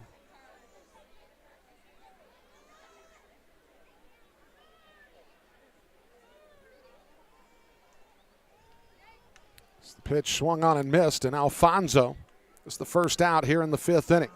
And that's 3 strikeouts for Henry Martinez, 6 for Gastonia pitching. And that'll bring up Michael Russell, who's made a couple of really solid defensive plays in this ballgame for the High Point Rockers. Folks, Fridays are family fun days this season at Caramount Health Park. Be here for all the action and some fireworks shows still left to be had in the 22 season. As that ball hits sharply to left field, Castro can't come away with it. It's going to bounce off the North State sign, and it'll be a one-out double for Michael Russell. Castro, knowing that he took an angle that was such toward the ball that if it did get past him, it was only going to roll away about another 30 feet, and the wall was going to bring it back to him. So therefore, he took the guess, came up empty, but was still able to keep it to a double for Russell. And that'll bring up Ben Aklensky, who's 1 for 2 in the ballgame. We will have a game next Friday against the York Revolution. If you still need tickets, go honeyhunters.com. As that pitch from Martinez hit Calvin Baker. and ricocheted over toward the Gastonia dugout. Russell gets over to third.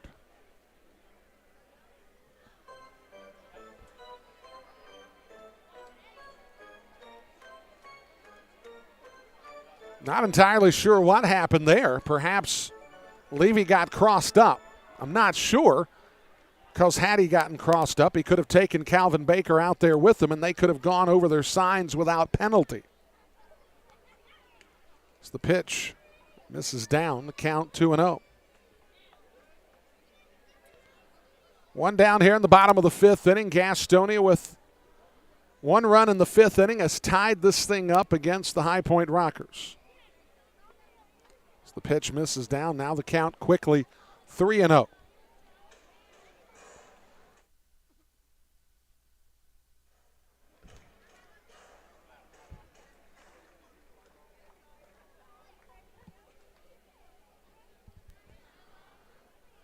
Martinez, here's the pitch.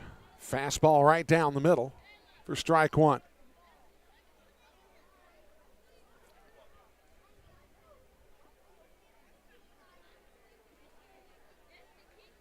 Russell down at third, infield closing in. Zaklinski's going to foul that pitch back. Tapia's even with the bag, as is Rosa. Roman a couple of steps back behind third. Reinheimer likewise. With one down, you would imagine that Jamie Keefe has the contact play on. Here's the pitch. Fastball elevated, and Aklinski strikes out. Martinez reached back for a little something extra there, got the strikeout. And now there's two down for Xander Wheel.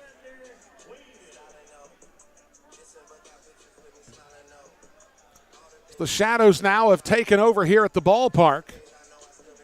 As the sun now begins to lower and actually create some visibility problems for the likes of Joseph Rosa, as the sun is actually coming from the concourse area directly behind home plate. This ballpark, much like the ballpark at Caramont Health, has an open air sort of area where there's concession stands, there's a team store. Basically, you can enter from back in that direction. And because of that, the sun finds an opening that can create some visibility issues. It's not quite the same way at Caramont Health Park as far as the sun is concerned. His Wheel's going to pop that one foul. You come up the steps at Caramont Health Park, there is an opening. And Butch Cox, who handles guest services at the games a lot, tells me that there's a considerable breeze that shoots through that concourse area. And he's right. It also comes over the top and helps carry the ball out towards center field, because that is the prevailing wind in the ballpark. Martinez, the pitch. Fastball catches the outside edge, and back-to-back strikeouts of Aklinski and Wheel, the All-Stars, by Martinez, gets us to the sixth inning, tied at 1 on the Honey Hunters Radio Network.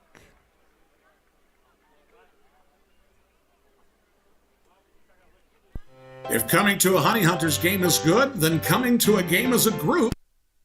If you're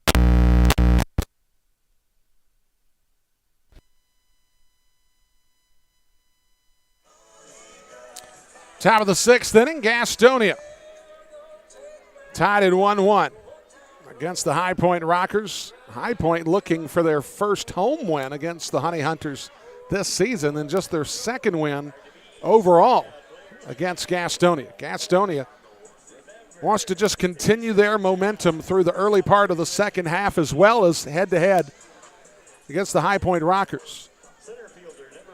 It's Gastonia up 11 games on High Point. This is the geographic rival of the Honey Hunters.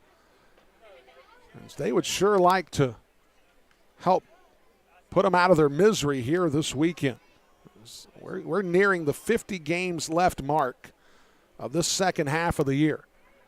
And Gastonia with a winning series or even a sweep here could pretty much do away with High Point in the second half. As Skull pulls the ball toward the seats, toward the picnic area, and that ball's going to be foul. It looked pretty, got a couple of oohs and ahs here at the ballpark, but it was well foul. The Skull has walked twice in this ball game.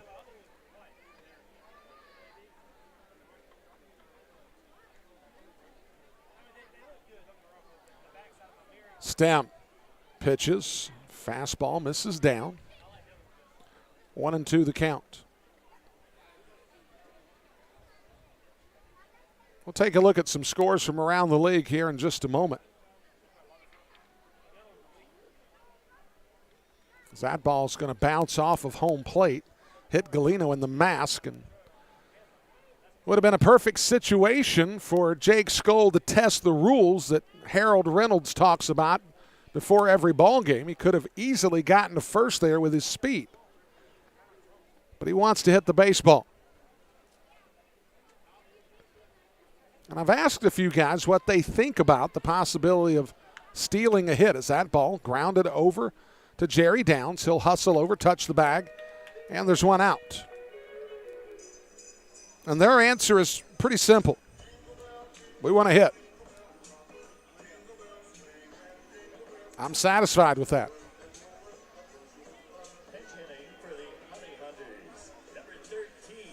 It's Trey Holmes is going to pinch hit for Gastonia. Henry Martinez night has come to an end. Gastonia with their starter, Onus Farfan, not going 5 innings. He just went 3. They weren't able to maintain the DH. Martinez was not going to hit in this situation as his night is over. And that pitch is going to hit Trey Holmes, and he's going to go to first.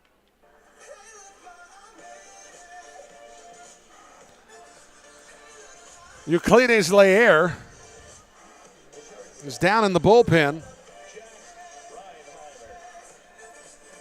And that'll bring up Jack Reinheimer.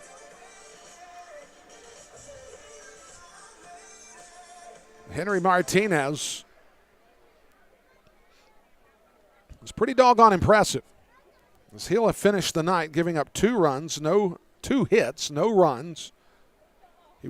He struck out 5. Didn't walk anybody.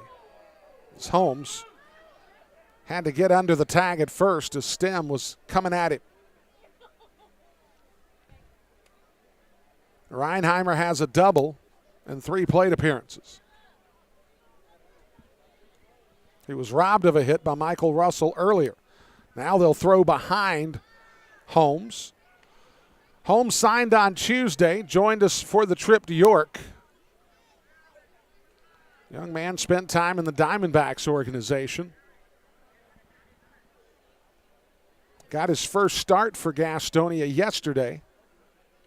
It's the pitch taken at the knees for strike 1. Now, if you're in North Carolina, or pretty much anywhere where wrestling has even been a thing for anybody, when Ric Flair gives you the woo, well, you reciprocate, or you'll be shunned publicly. As Reinheimer will foul that one off into the Gastonia dugout. I would have wooed, but I'm trying to keep a proper decorum here at the broadcast location.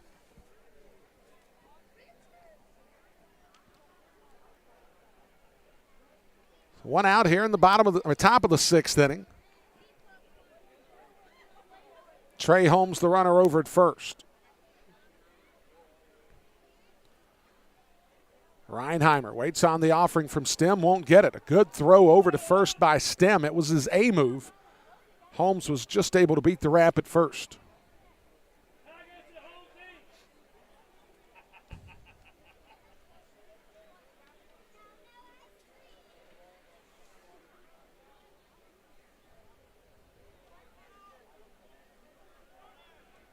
Trey Holmes fake to go, but the pitch is down from Stem. Stem has gone 5 1/3 innings in this ball game. He's given up the 1 run, 7 hits. He struck out a couple of batters. He's walked 3. He would love to get through 6 here.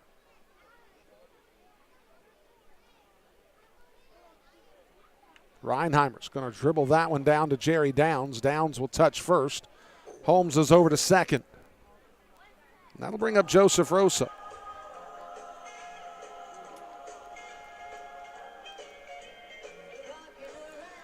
And Rosa 2 for 3 in the ball game. We'll have an opportunity with Holmes over at second to break the tie here in the top of the 6th inning.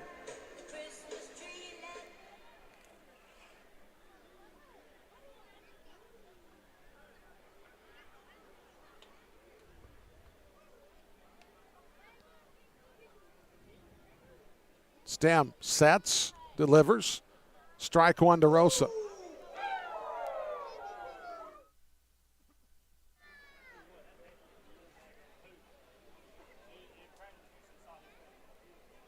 Rosa now with 97 hits on the season.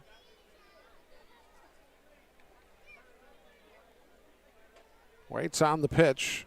Misses down to even the count at 1-1. Had a conversation right after batting practice one day with Rosa, who talked about he's got goals. He said he wanted to have 100 hits as quickly as possible on the season. Certainly if you make that happen by August 1, you've had a pretty productive year at that point. As the breaking ball misses down, the count is now 2-1. It is altogether possible that Joseph Rosa, if he plays 120 games this year, he could easily see himself getting 165, 170 if he really puts together some significant games consecutively. You could see somewhere in the 175 area. As that ball lifted out to right field, Klensky drifts over, makes the catch. Holmes is left stranded at second. We go to the bottom of the 6th, 1-1 on the Honey Hunters Radio Network.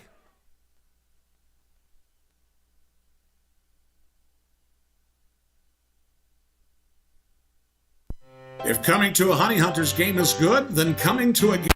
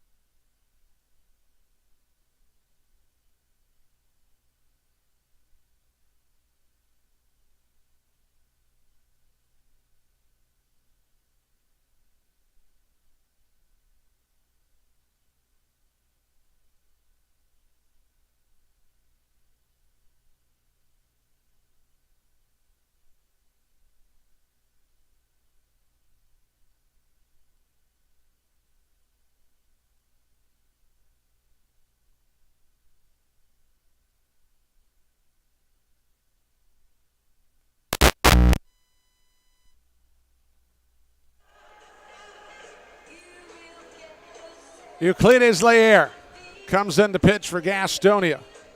Lair has been scintillating this season for the Gastonia Honey Hunters. So we'll get to his numbers here in just a moment. For Lair, 2-0 record, a .73 ERA, 27th appearance, 24 and 2/3 innings pitched, 16 hits, 2 runs, both earned, 11 walks, I should say, 19 strikeouts, a 184 batting average against. It's Jerry Downs will lead things off here in the 6th. Strike from Lair. Downs, Lattimore, and Ladendorf. It's Bryce Hensley is getting loose in the bullpen for the High Point Rockers. He's right in front of me. Downs is going to foul that one back. And Calvin Baker takes it again. For those of you that follow YouTube and viral videos and creations that are part of the internet nowadays, you remember Scott Sterling, the soccer goalkeeper, and who saved everything, albeit accidentally, as Downs is going to lift that one foul over toward the picnic area on the left field side where the Children's Museum signs are. Well, Calvin Baker has been doing his best Scott Sterling impression tonight as he's been pelted a few times with foul balls and even pitches that have gone awry. Lair. The 0-2. Misses down.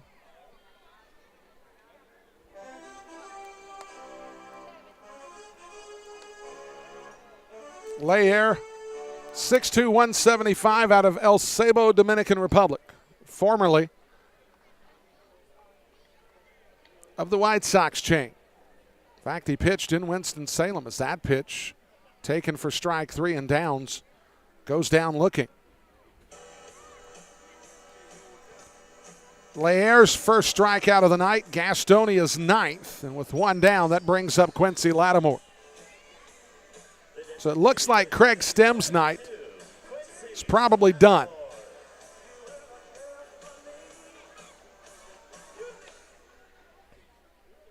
Lattimore is 1 for 2 in the ball game, a ground out to third and a single. Is that pitch taken, or I should say swung on and missed for strike 1. Here on this Friday night in High Point. So glad that you could join us this evening. Lair's frisbee slider misses outside.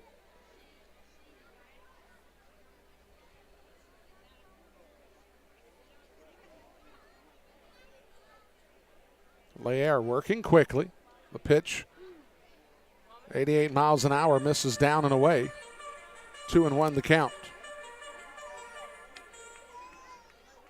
So Lair, an integral part of this vaunted Gastonia bullpen, as that one's taken for strike 2 at the knees. Lattimore did not like that call in a little bit.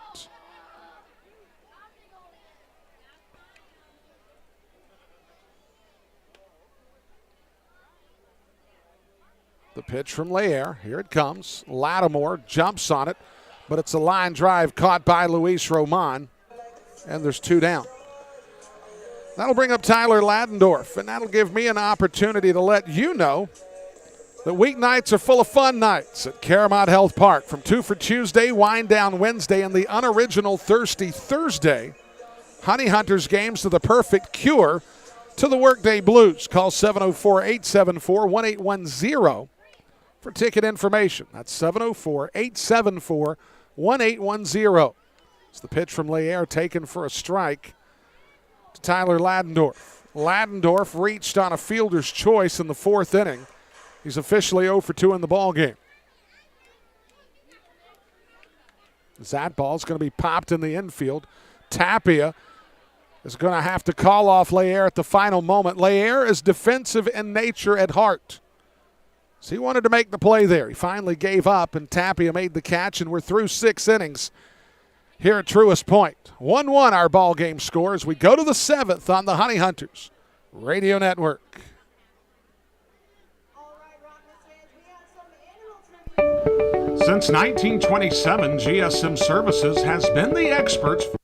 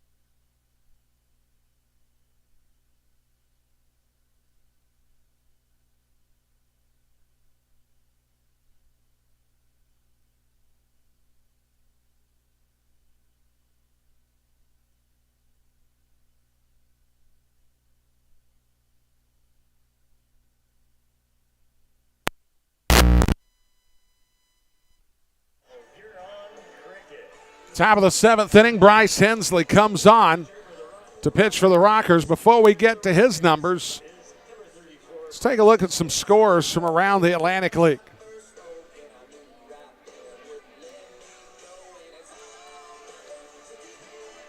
Give my computer a chance to refresh here. Bottom of the 6th inning, Southern Maryland has a 4-3 lead on Long Island.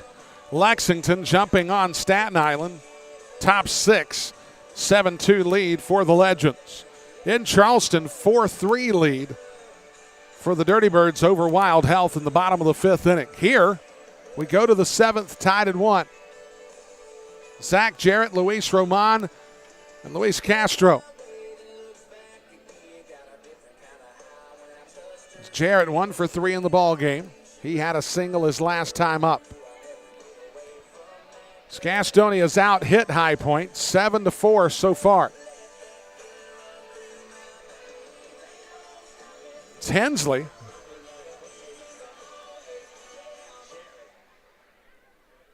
Comes into the contest, a 1-2 record on the year, 2.09 ERA, making his 32nd appearance.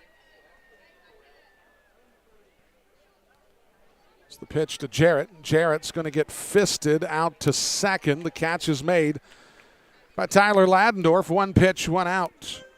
And that'll bring out Luis Roman. So I'll finish up the line for Bryce Hensley. 43 innings pitched, 33 hits, 13 runs, 10 earned, 15 walks, 28 strikeouts, 209 average against.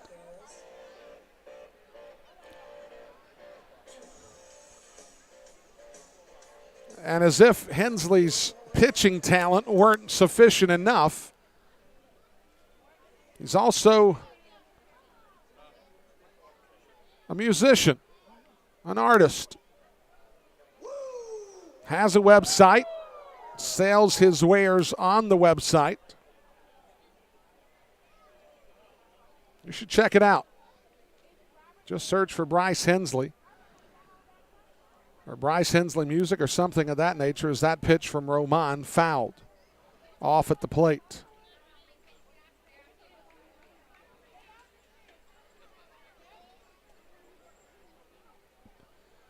It's Roman in the ball game. It's 0 for 3 officially. He did drive home a run his last at bat. That was the 1 run in the 5th inning. It's the pitch. This is outside.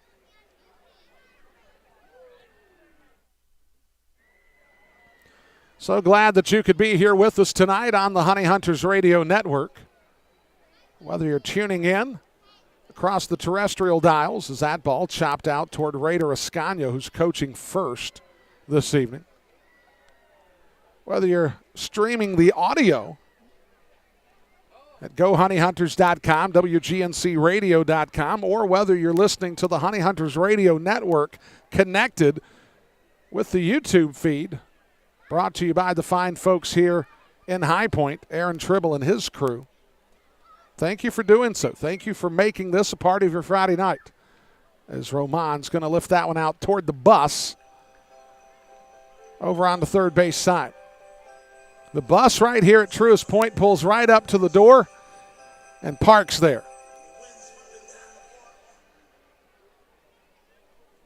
There's lots of upside to that. One of the downsides is the possibility of getting hit with a foul ball.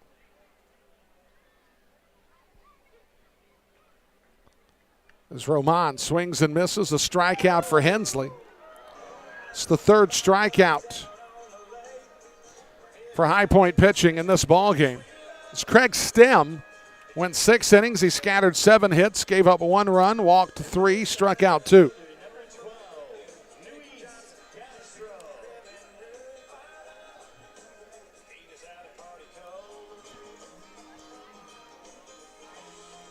It's Castro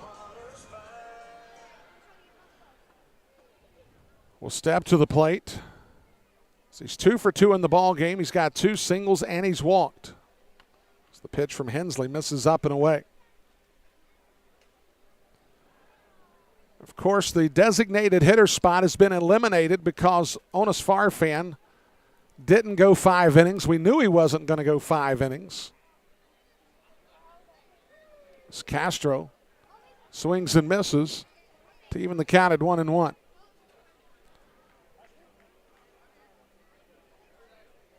Gastonia will not see the DH spot again unless they put together a pretty sizable rally here in the 7th.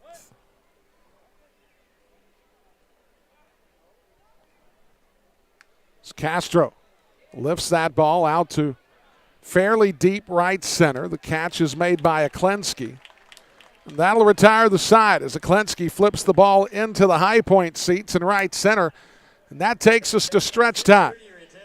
Gastonia 1, High Point 1 as we go to the bottom of the 7th here on the Honey Hunters Radio Network.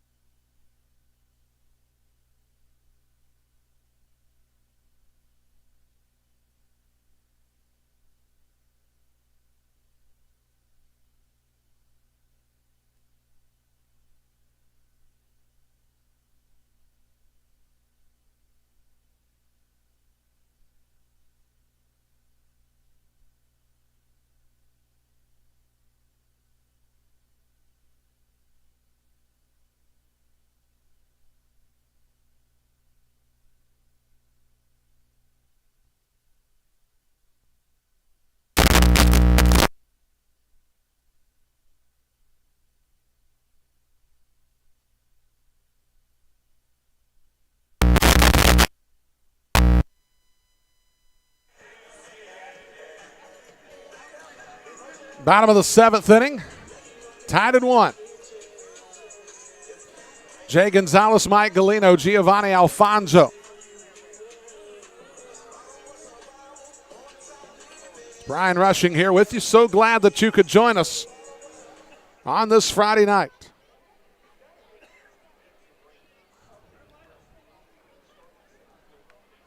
It's the pitch from Euclides Laer to Jay Gonzalez, taken for strike 1.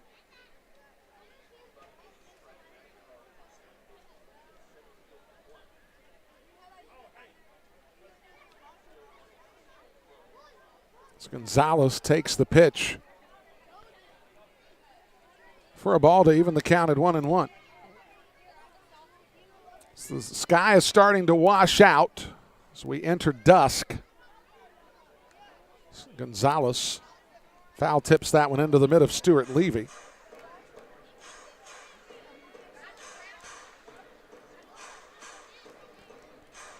To work the count to 1-2. The lights are starting to take effect here, but it's probably going to be about 35 minutes before it takes full effect as the pitch misses outside to work the count even at 2-2. Interesting stat here. It's amazing to think this.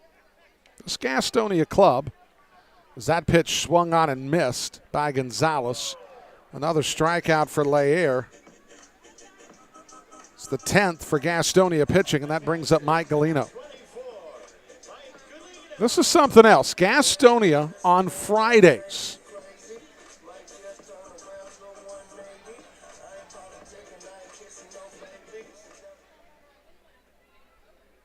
(9-0) on the season.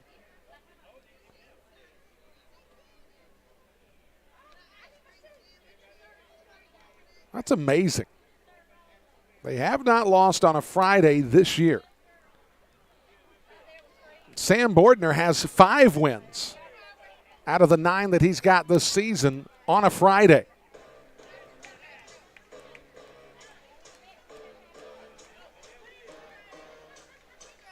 That's something else.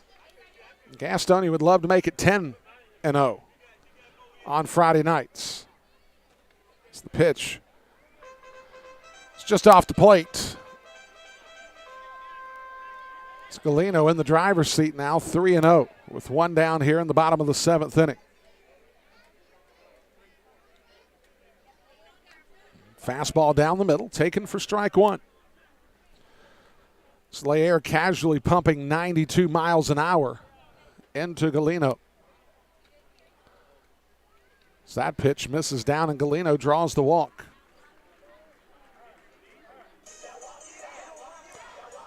For Gastonia, that's just the third free pass given up in the ball game. That'll bring up Giovanni Alfonso.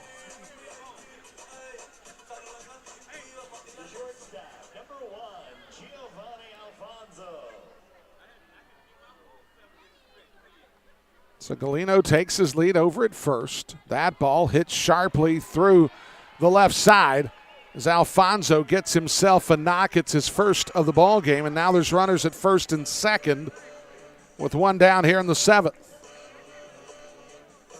5th hit of the ball game for the Rockers.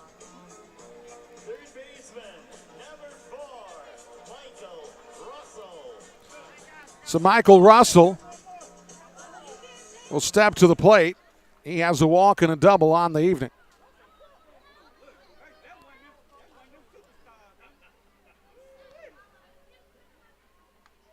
The pitch from Laer misses inside.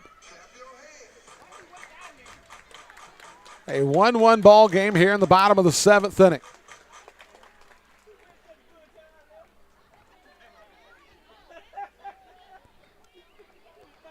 Laer, fastball at the knees. So he took a little something off of that one, which Laer does that. He throws fastballs in a couple of different ways, and then he's going to hit Michael Russell to load the bases. That'll bring up Bennett Klinsky.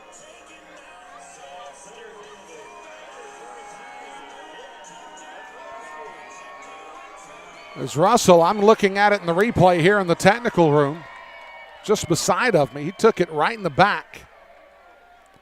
The bases are loaded with one down. And now Laer's got to work out of this jam. That started innocently enough with a strikeout of Jay Gonzalez. Then it was a walk, a single, and a hit by pitch at Klinsky. Fouls the pitch straight back. Now, Gastonia had a similar situation in the 5th inning. to where they had a runner at third with one down. Henry Martinez struck out Aklinski and Wheel to get out of the inning. We'll see what happens here. The pitch, Aklinski rolls it to Reinheimer. Rosa, the reload to Tapia in time. A 6-4-3 double play, just what the doctor ordered. Yes, sir, yes, sir. We go to the 8th, tied at 1 on the Honey Hunters Radio Network. Since 1927, GSM Services has been the experts for providing service.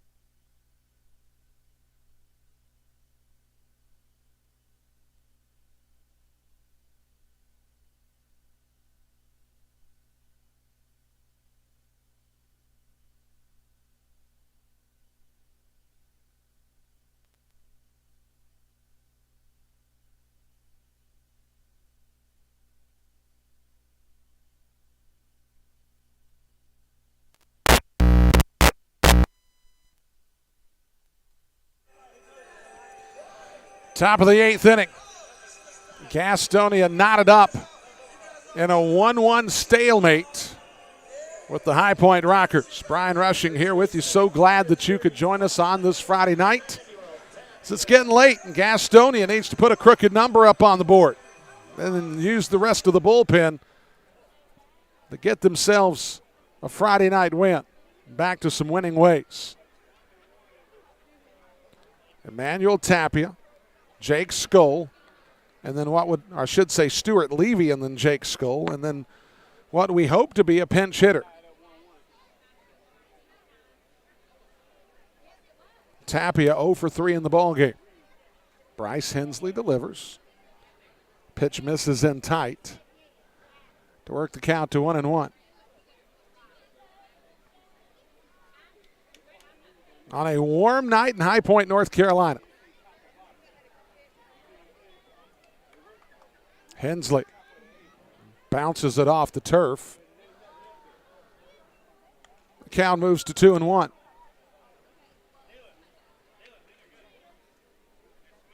The best thing about this time of night is I can actually look into the technical room now and see off the monitor what I might have missed on the field. It's Tapia watches that pitch miss down. He's in the driver's seat. Tapia just missed a home run in his first at bat as he chased Gonzalez to the wall. So he hits a high bouncer to Downs. Downs has to retreat to it, gives it to Hensley. Right on the money. Hensley was jumping off the mound immediately. It's a 3-1 putout. Now it'll bring up Stuart Levy.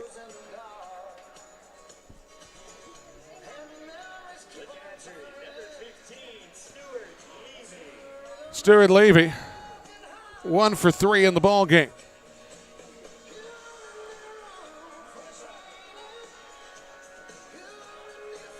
So we are about 4 weeks away from the open of the high school football season, which is amazing to think about. This time next month, WGNC will have high school football on the air. We'll still have our stream available, And then for those games that we can put on YouTube, we'll certainly put on YouTube.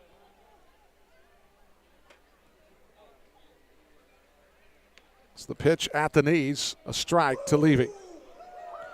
Levy singled, flew out to center, and struck out.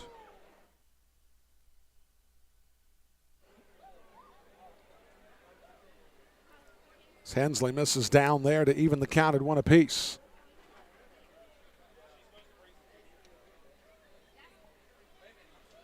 It's Gastonia with a single run in the 5th. High Point scored theirs in the 3rd. It's Levy. It's going to lift that one foul. 1-2 the count. As it's in the hands of the bullpens now. Right now, Bryce Hensley versus Euclides Laer. Sam Bordner is throwing in the bullpen.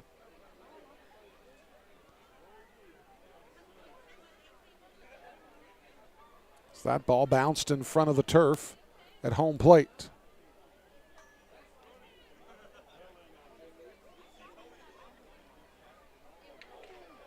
Two ball, 2 strike count.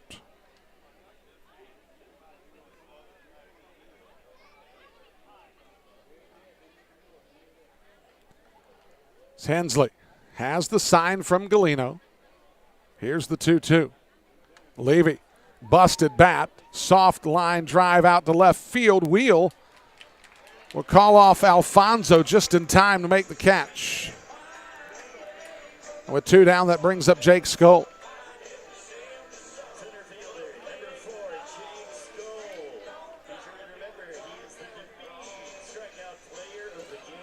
Skoll in the ball game has walked twice and grounded out to first. Now, a local coffee distributor here in town has called Skoll the strikeout man of the game, which means everybody in the ballpark gets a free coffee if Skoll strikes out. I hope that same coffee shop would give Skoll a free coffee if he leaves the yard here. I'll buy Skoll a coffee if he leaves the yard here. It's the pitch from Hensley. Bounces in front of home plate.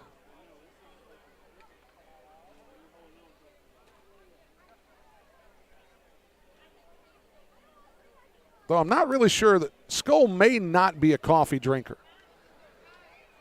It's the pitch taken for a strike to even the count at 1-1. Skoll definitely, though, is into the protein shake with the various and sundry fruits and vegetables and electrolytes and vitamins and all that good stuff. I can get him one of those if he leaves the yard. Skoll waits on the pitch from Hensley. It's a strike at the knees. So the count is now 1-2.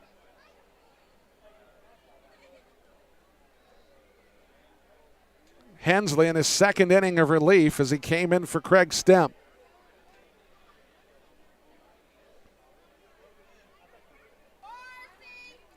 Skoll, bit of an emergency swing there as Hensley rushed it up there at 90 miles an hour. Skoll stays alive. Looks like Raider Escaño is on deck. He would probably be the pinch hitter for Goose Gazzo.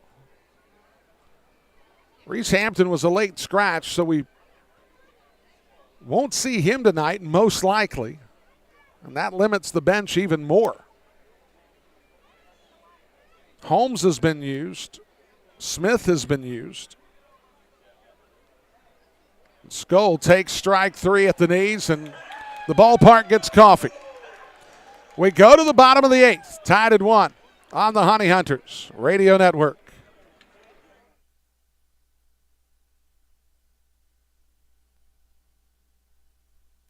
The Gastonia Honey Hunters are looking for a hook.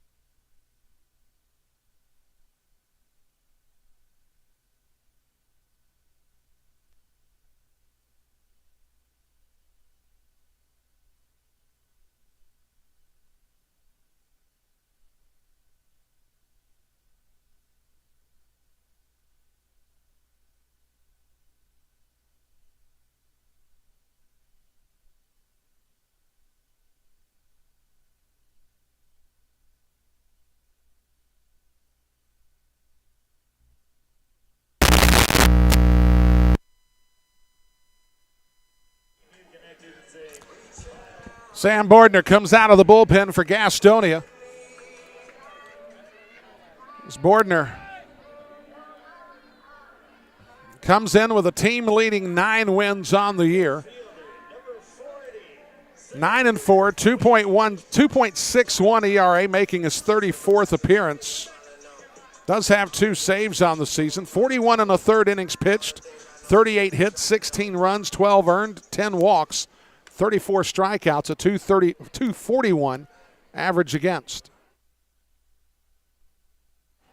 So he'll face Xander Wheel to get things started here in the 8th.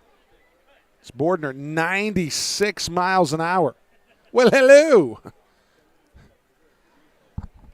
Bordner usually doesn't start out that quickly, but it's good that he did.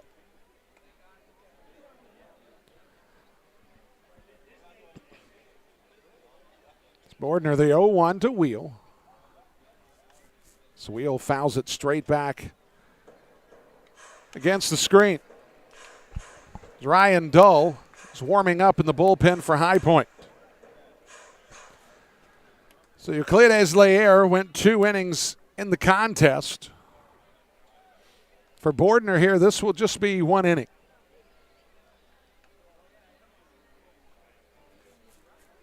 And hopefully it'll be a very clean, uneventful inning.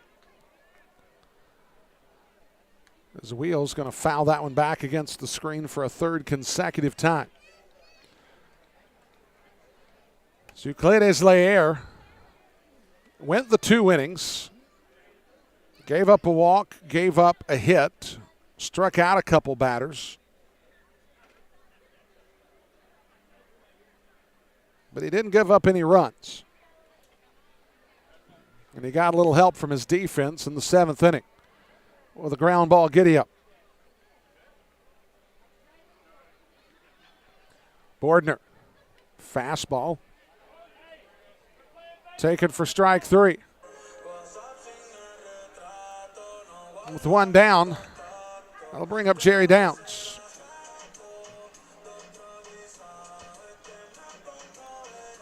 "11 strikeouts for the Honey Hunters in the ballgame.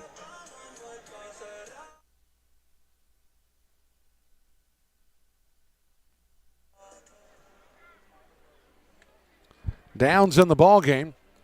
Struck out 3 times. Bordner pitches.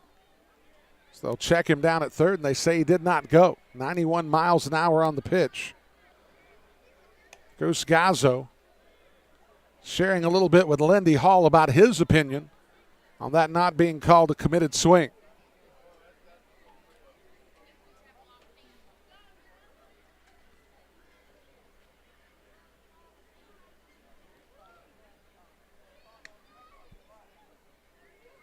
The 1-0 from Bordner. Here it comes. Downs watches it sail inside. So with Downs being a left-handed hitter, they're obviously playing him to pull. Reinheimer is technically in shallowest center field, about a step to the left of the second base back. Rosa is clearly on the pull side. Tapia's right on top of the line. It's the pitch taken for a strike.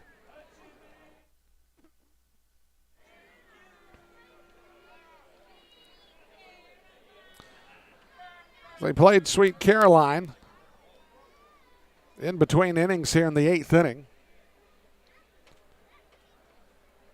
And the song continues in the suite next to me. It's the pitch taken for a strike to even the count at 2-2. And if you love that song, you're glad that it continues. As it's a 2-2 count to Jerry Downs. Bordner looks in for the sign, decides to reset things as he'll step off quickly.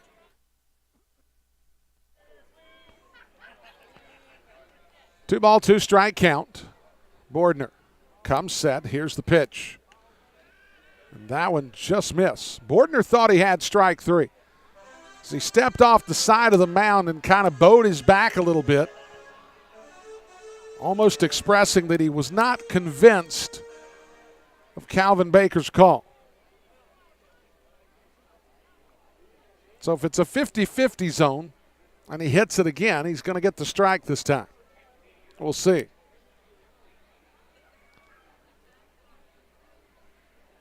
Here's the pitch from Bordner. That ball's going to get rolled foul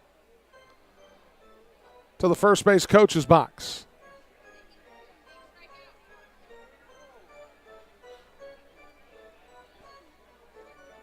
Gastonia 1 run on 7 hits, no errors. For High Point, 1 run on 5 hits, no errors. Gastonia has left a ton of runners on, though.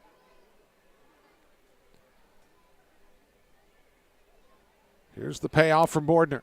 Is that ball fouled back against the screen? Gastonia in the game tonight, they have left on 11 runners. Now, Bryce Hensley's retired 6 in a row.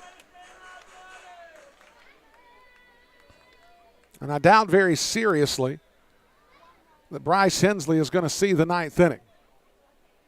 Dull has got himself into a rhythm to where he's just basically maintaining for the 9th. The pitch to Downs popped up in the infield. Rosa's going to call everybody off. He'll make the catch, and there's 2 down. Of course, when we get to the postgame show tonight, we'll take a final look at around the league for scores. Top of the 8th inning, Long Island has jumped out in front of Southern Maryland 8-4. Bottom of the 7th, Lexington leads Staten Island 7-4. In the top of the 7th, Charleston has a 4-3 lead over Wild Health. Lancaster and York, they'll get started at 10:30 tonight. Hopefully, by the time that happens, you're listening to Jason Smith and Mike Harmon on Fox Sports Radio, AM 1450 and 101.1 FM. It's Quincy Lattimore steps to the plate.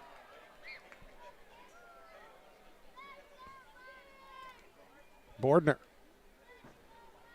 Fastball misses, and Bordner very upset at the verdict on that pitch call. So he thought for sure he had a strike.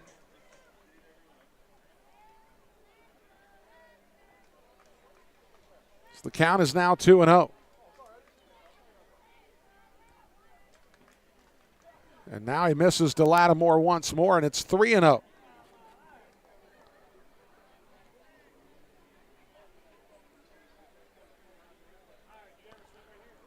So Bordner finds himself in a bit of a hole here with 2 down in the bottom of the 8th inning. As Lattimore's going to lift that one up behind home plate. Will it stay in the yard? It will not.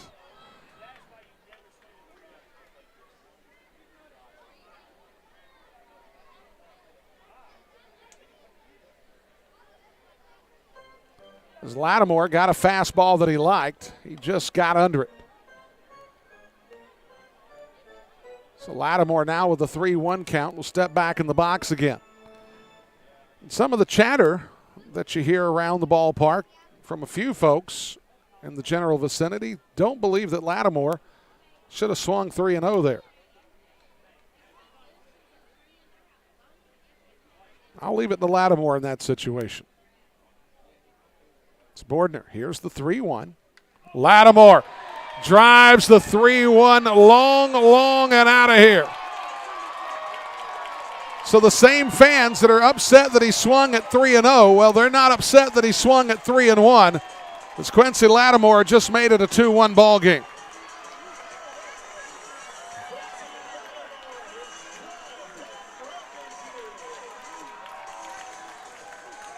So Lattimore, with his 12th homer of the season, has given the High Point Rockers the 2-1 advantage.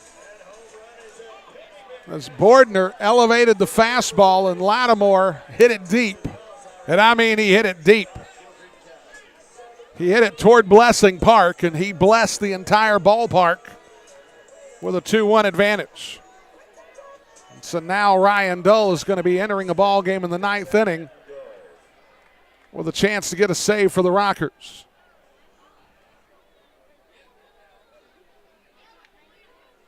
As that ball's going to roll toward the first base coach's box foul. It's Tyler Ladendorf.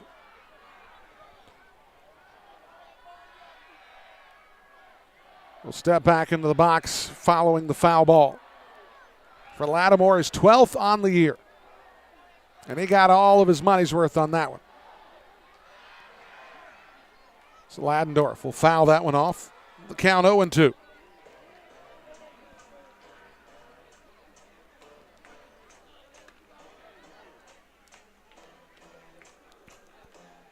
A 2-1 High Point lead.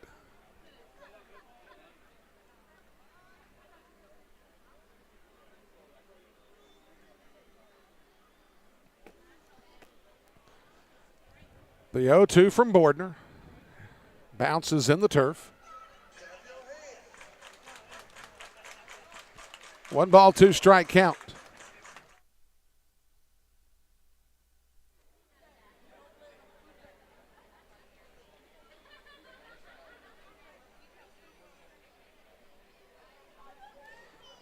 So Bordner wheels, fires. That ball's going to be rolled toward the Gastonia dugout.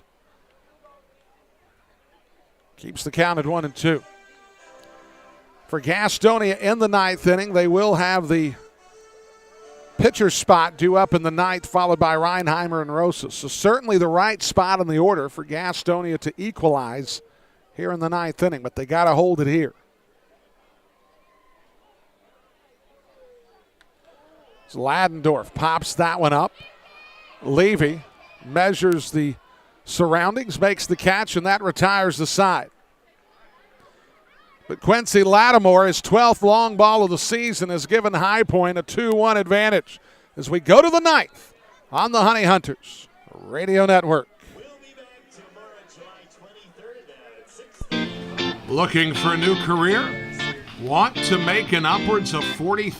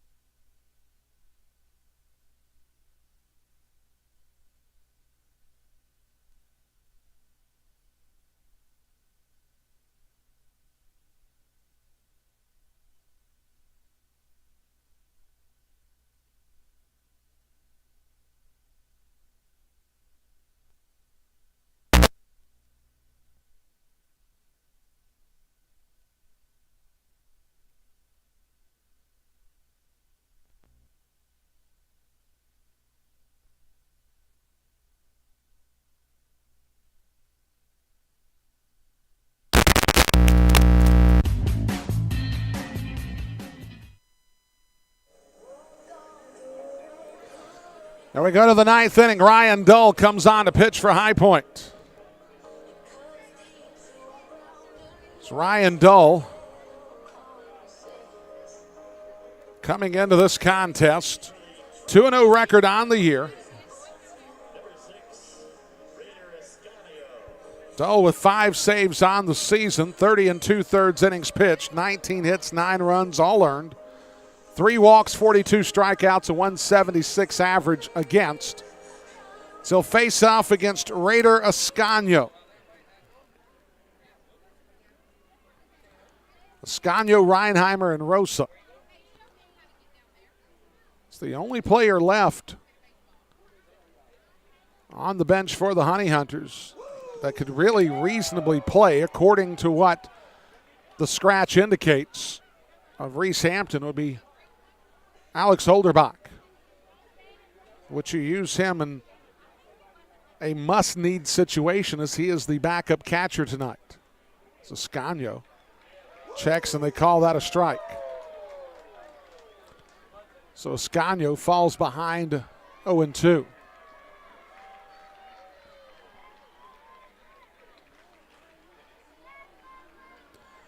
The Rockers seeking win number 3 of the second half. As the pitch bounces in the turf. So Scagno comes into this contest. See if I can get his numbers real quick here. 247 hitter.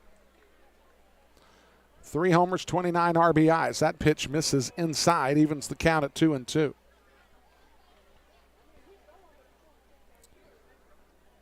course, as soon as we're done, whenever we're done, we'll have the post-game show where we'll update you on how things went in this one. We'll send you around the league with scores, and then we'll get you ready for tomorrow. As Scagno is going to roll that one foul. And on the Honey Hunters front, there's really not a lot to tell.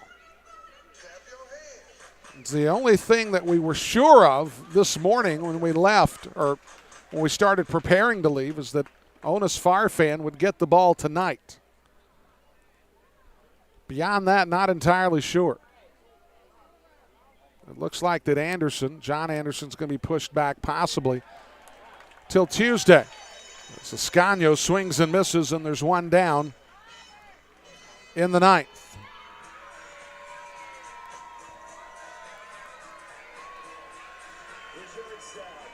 That'll bring up Jack Reinheimer. Reinheimer 1 for 4 in the ball game.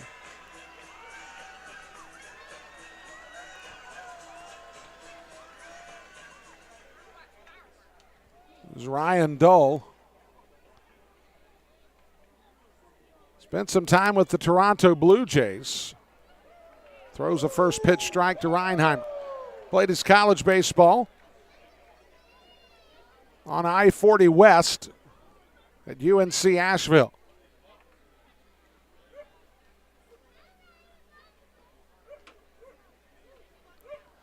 Here's the pitch. Reinheimer takes. It's down.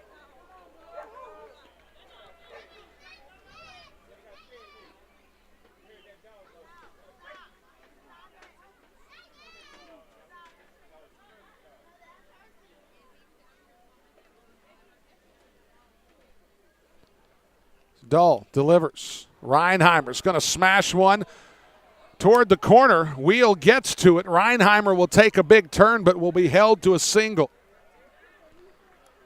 So Gastonia's got something going, and they've got their hottest bats in the lineup coming up to bat.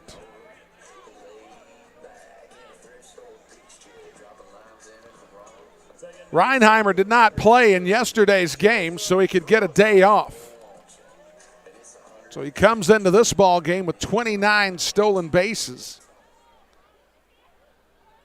Second leading stolen base participant in the league.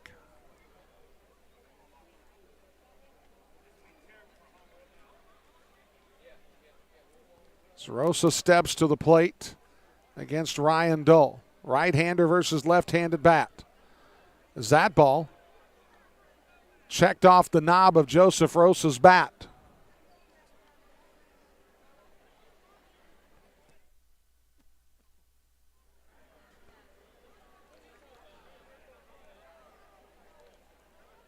That's exactly what it did.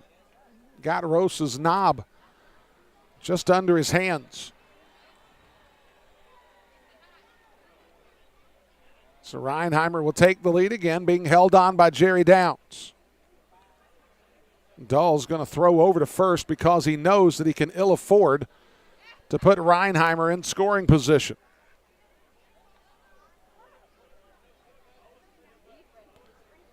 Rosa has a pair of hits and 4 at-bats tonight.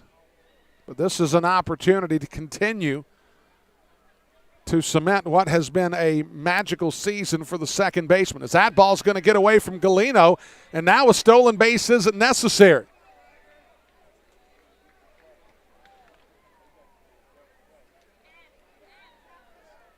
We'll see how that one gets scored.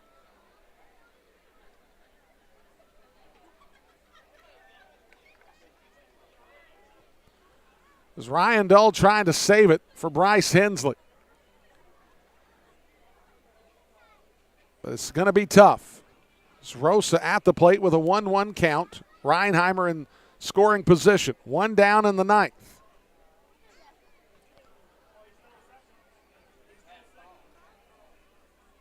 It's Rosa takes a pitch outside.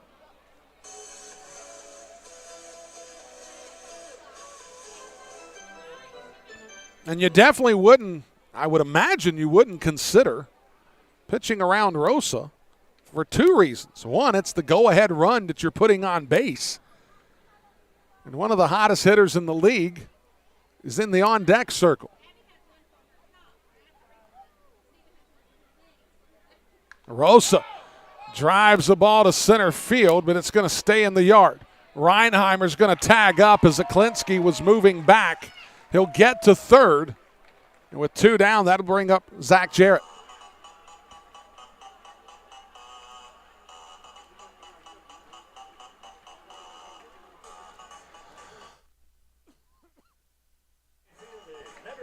So Zach Jarrett will step in to face off against Ryan Dull. Jarrett 1 for 4 in the ball game. It's his first two at bats. He hit the ball solidly. Got a base hit in his third at bat, and he popped to second his last time up. A wild pitch, a pass ball, a base knock, anything ties this game up. It's the first pitch to Jarrett, a strike.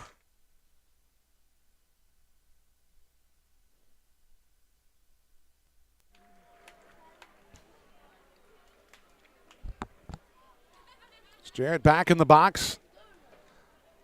The 0-1 from Dull. Jarrett swings and misses. The count 0-2. So the crowd will come alive, one strike away from winning this one.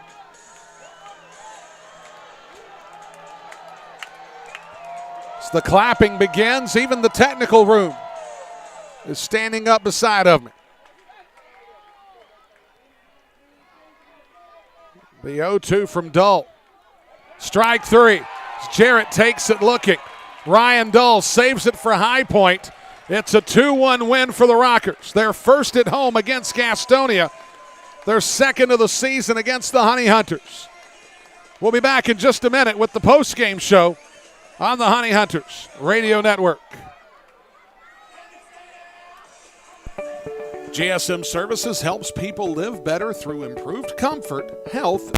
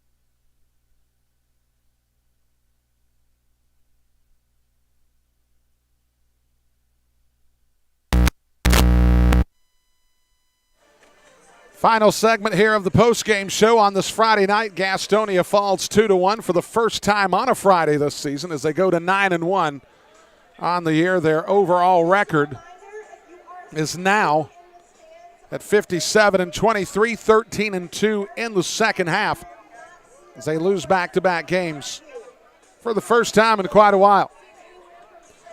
So let's take a look around at the league at this point. 2 finals in the books, of course, the game here in High Point, a 2-1 Rockers win over the Honey Hunters.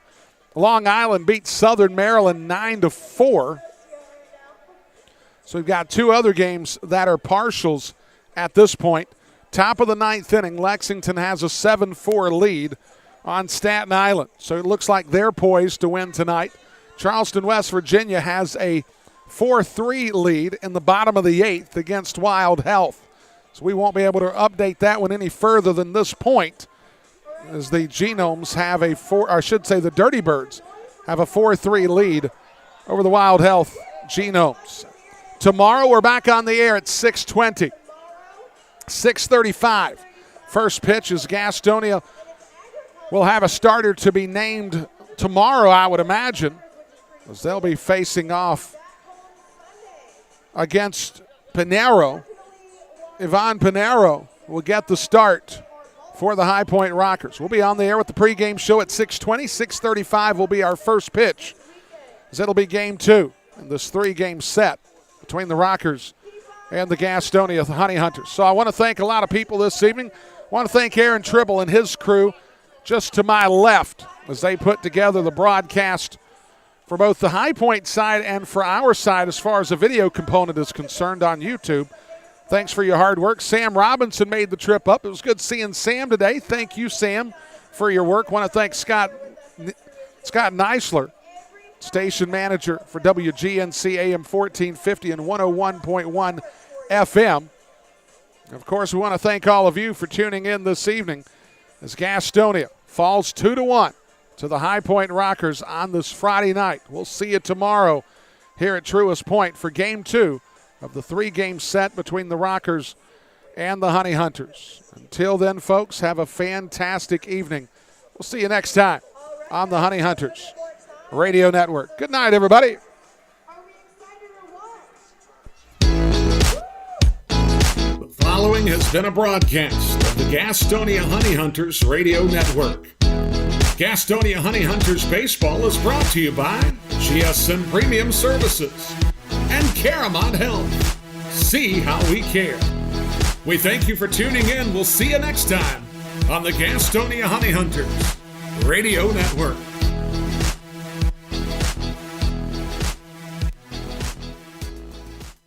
The Gas House Bar and Grill is the place to find a broad palette of menu items that you won't find anywhere else at Caramont Health Park. Burgers? Got it. Pulled pork nachos? Check. How about jerk chicken sandwiches? We got that too. Oh, and fried plantains? Of course we do. The Gas House Bar and Grill is a world tour for the taste buds, nightly at Caramont Health Park. We'll see you at the Gas House Bar and Grill.